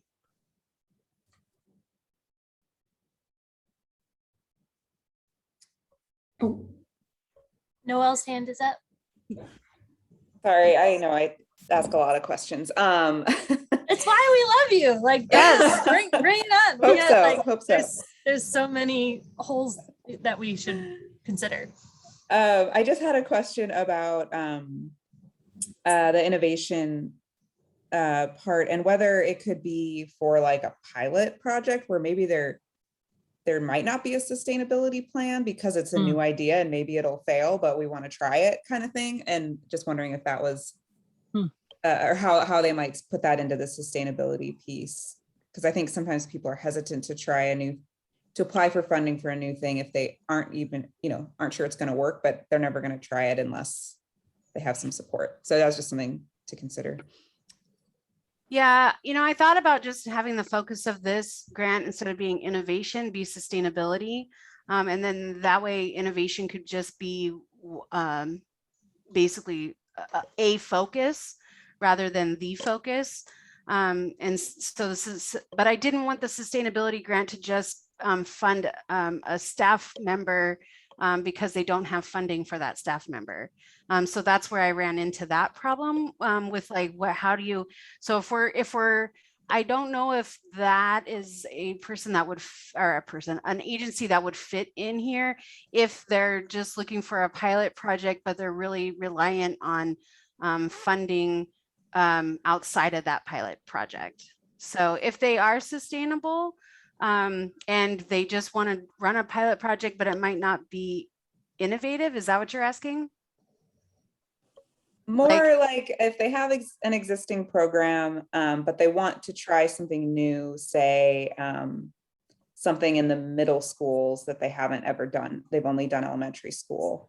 And maybe after a year, they learn that the middle schools aren't ready yet for it. I guess I'm just sort of thinking about like, yeah, but the I think exact project might not have sustainability, but the organization and the program itself does. They're just looking to innovate on their programming. I mean, that is what this is getting at, is that innovation. So it's just wanting them to expand, and part of something that they could write up in that is that by expanding, that's making them more sustainable in their community by expanding the Safe Routes to School program. Okay, yeah, that makes sense. I just wanted to make sure I was understanding what to steer folks towards if they have an idea. Yeah, I say if they're sustainable and they're just trying new things, that is an innovation. So cool, thanks. Yeah. Dana also has her hand up. Thank you. Yeah, I had a similar question to Noelle, but I also have one about what will the follow-up question for the increased equitable access look like? It says this will be scalable based on a follow-up question. So I'm kind of curious what that is. And then I'm also curious if the scoring, I don't know what you call it, scoring committee or panel is made up of diverse people, and kind of like how you would interpret that increases equitable access component.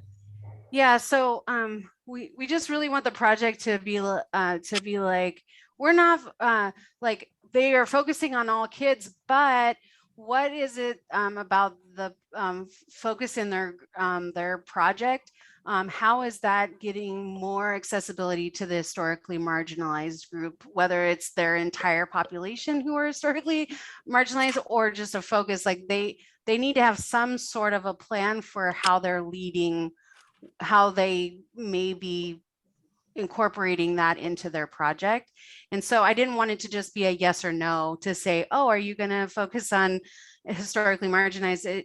I didn't want it to be a yes or no. So I wanted it to be something like, how much of that focus is baked into their ideas or their plan of what they want to do. So they have to be able to say to some extent how they see doing that in their program. And even if it's not right away, but maybe it's in phase 2 of what they're trying to do, or just something that it's being baked from the beginning of what they're trying to do. And so I'm thinking of like, do you have a plan to increase equitable access? Yes. And so then that would go down to a next question of saying like, do you already have that plan? If so, tell us what it is. If you don't have that plan, but you know you want to do something, what are some, how might you go about doing it? What are maybe some ideas? So just to kind of get at this like scalable, like, yes, they have an idea, they have a plan, and yes, it's already kind of baked into their Safe Routes to School plan, or no, it's not baked into their Safe Routes to School plan, but they are wanting to maybe do it in phase 2 or something. So I think we could scale it based on how elaborate their idea is, whether it's even if it's not obtainable right away. Okay, and I just have one quick follow-up question if I can. Thank you for okay. I'm just wondering, to kind of back to what Carolina was getting at earlier, is there a way to ensure that it isn't just lip service, that whatever they're putting in their application, they're actually doing? So maybe some sort of like, maybe I'm getting too far along because that's not scoring criteria, but just thinking about people like to write nice things and applications. Yeah, so we can make it as a required objective in their grant. And so when I work with them to come up with their objectives, one of them will be, tell us how you're working on your plan for increasing equitable access for marginalized communities. And so that would be something that they have to report on every quarter and at the end of each year. And so it's something that we will be talking about. As well as their sustainability plan, because a lot of them have lip service sometimes about like, oh, we have these grand plans of being sustainable at the end of this grant. And then they're so busy working on just getting their grant off the ground that by the time they got to the end of the grant, they're like, we didn't even have a chance to work on sustainability. And so I don't want it to, be like that. So I feel like that would be another required objective as well, the sustainability piece.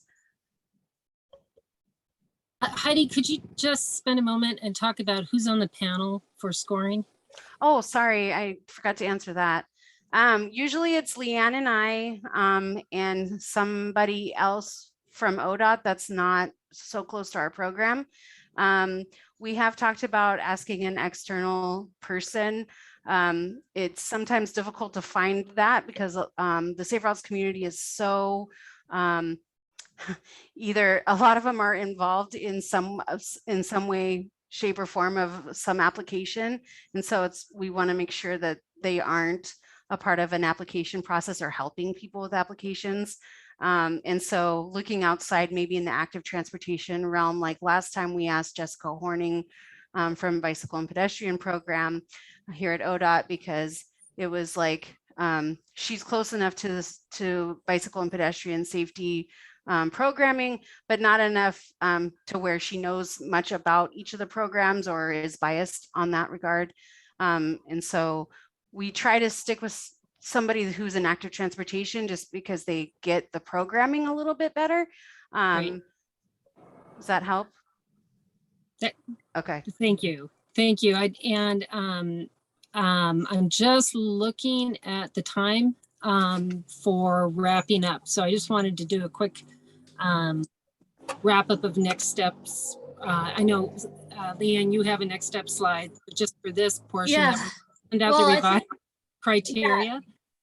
I think that what we need to do here is just spend the November meeting, like Heidi and I need to come up with the next version of all of these documents and the questions that we need answered. Send that out. So apologies, you guys have another homework assignment coming your way to review yet another spreadsheet. But I think we're getting really close to where we need to be. So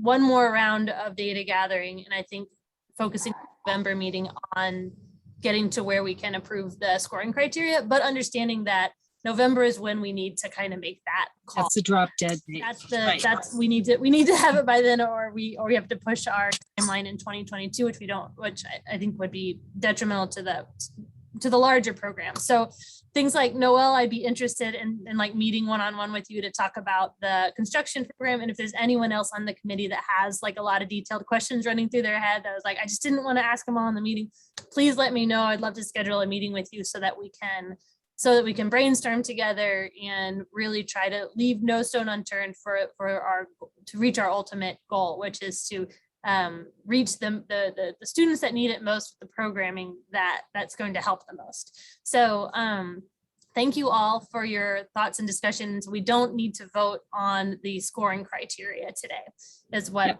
my take on it. So I would like to run and just say thank you to everybody for being involved in like three really big conversations today that we didn't do in small groups because we kind of all needed to be together for all of them. So and being in a larger discussion is exhausting in a different way than being in a small discussion. So thank you all for your brain power and participation throughout this meeting. I'm now going to run us through the next steps slide, which is to, we will have our November meeting. We are going to bump this hold that we had for an equity training due to a bunch of different logistics things. And now I think we really do need the meeting to continue our scoring discussion, which is also under our value of leading with race and leading with equity, like take the time you need to make the right choices. So, so that's our last meeting in November. Remember that our optional travel meeting was canceled. And just as a note, is I have a meeting to consult with the Oregon Bike and Ped Advisory Committee at their meeting next week. So I'll be presenting there on some of the things that we've been discussing. Here is our solicitation schedule for 2022.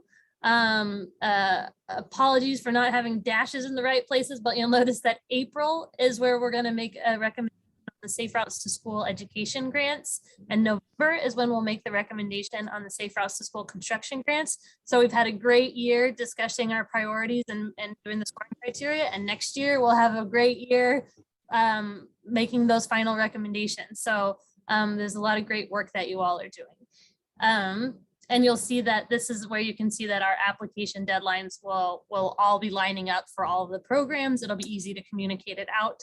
And we should be sending an email out to our larger list in October, announcing this more broadly. Although the information's public, we just haven't announced it as broadly as we need to in a very simple way. So look for that in early October. And then we'll start doing outreach this fall and winter in January and February and March of next year. So for our work plan for 2022, we're anticipating having 6 meetings again, plus an optional travel meeting in October. Hopefully, fingers crossed, we'll be able to travel somewhere together and see a project and a program.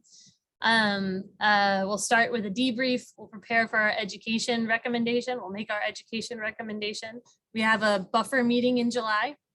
Then we'll prepare for our construction recommendation and we'll make our construction recommendation. So it'll be a pretty packed 2022. Other updates are in lieu of doing a project site visit this year. If anyone would like to go visit a completed project close to you, please put your name in the chat right now or note it in the chat right now. I will reach out to you with a completed project that is close to you that you can go visit and take photos of. And then we could have a share time sometime at the end of a day. Maybe we could have a beverage together on an informal Zoom call where you could share what your experience was like visiting a completed project. So if you are looking for an excuse to get out of your house and you want to go visit a project, I can give you a project to go visit. So put your name in the chat if you're interested in that. Right after this meeting, if your brain is still working, Susan and I are going to stay late to walk you through an open house for the pedestrian bicycle strategic program. And I'll leave it there for now, but those are for projects, bike ped projects on the ODOT right of way, so on the state highway system, and 10 million of those projects minimum need to be for a safe routes to school project on ODOT right of way. So that's why it's important to me and it's important to this crew, so we can walk you through the open house of how to provide comment on that program. Also, I made a general schedule for 2022, but we don't have dates yet for each of those meetings. So as part of your homework between now and November, I'll be sending out a poll to try to pick dates in each of those months. And it'll be a consistent date like it was this time. Like maybe we'll keep the same 1/3 Thursdays, or maybe we might want to switch it up, but you'll be able to provide input in a poll.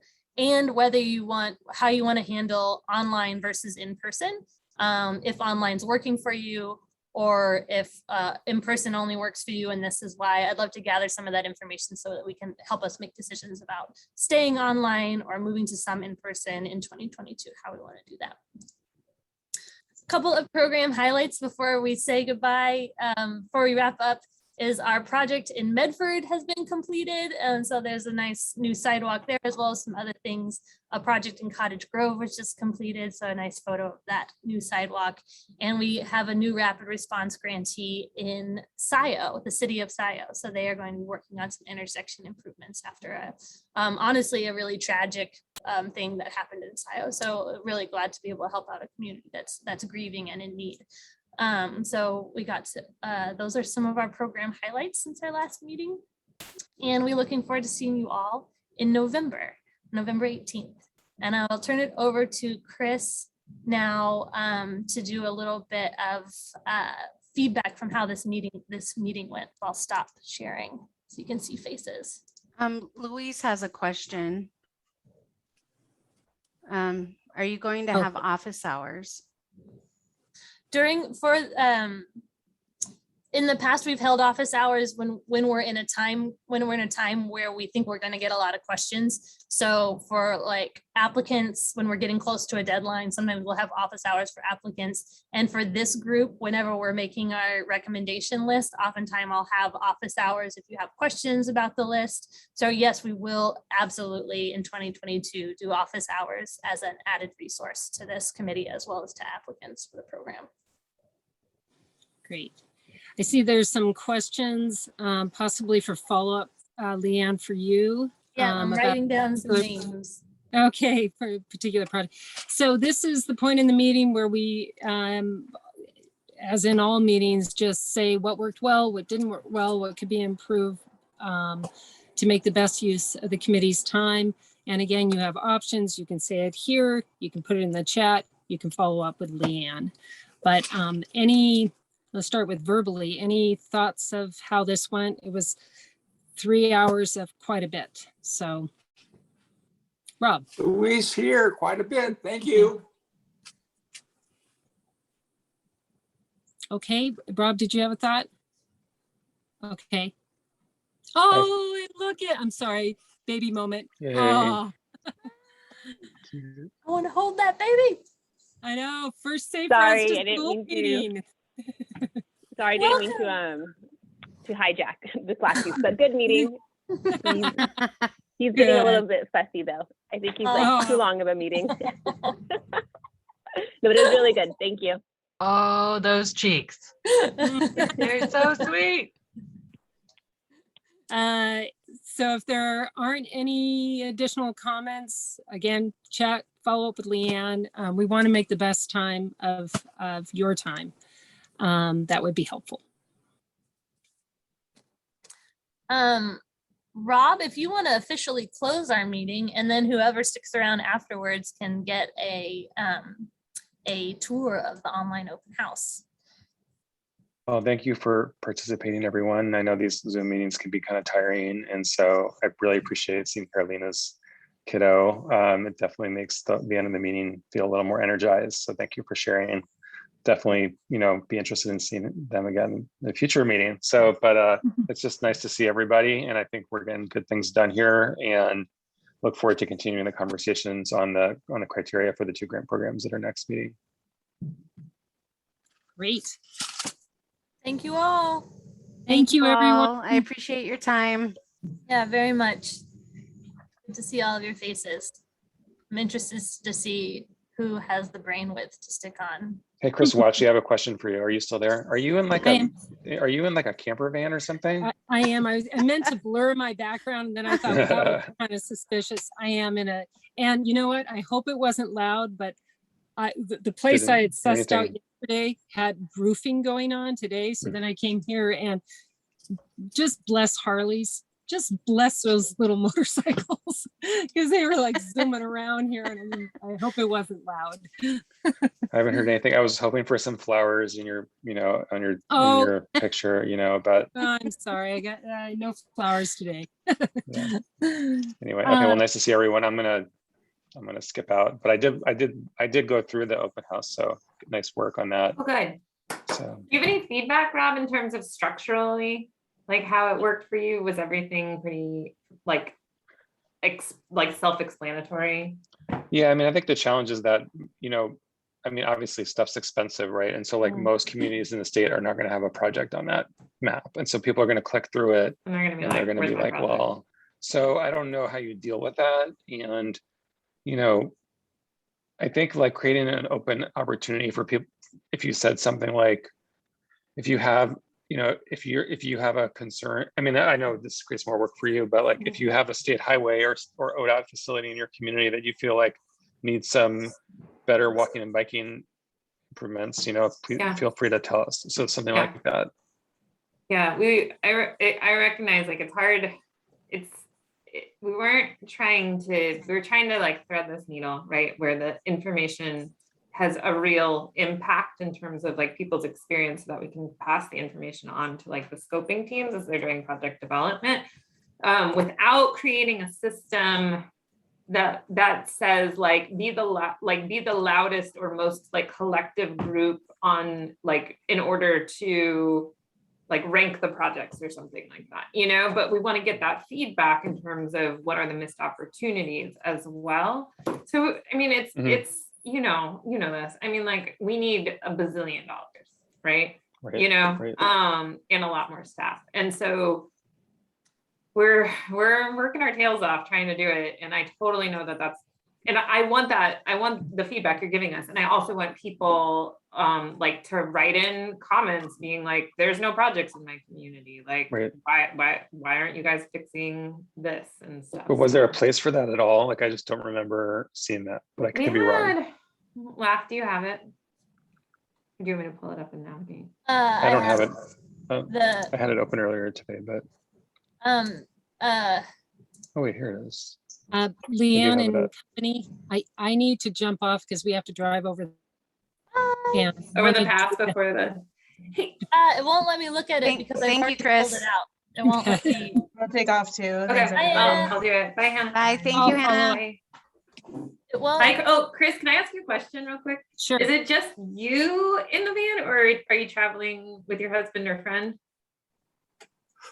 Hey. There he Okay. is. Are you guys Hi, Dave. sleeping one in the pop and one down on the bed? This is like too personal. Oh, Just realized I said that. only if we annoy each other, but no, Well- no. Like we're both down below. Okay, because we have a Euro van and we can't like spit in it in like and I'm so like we've been trying to figure out this combination.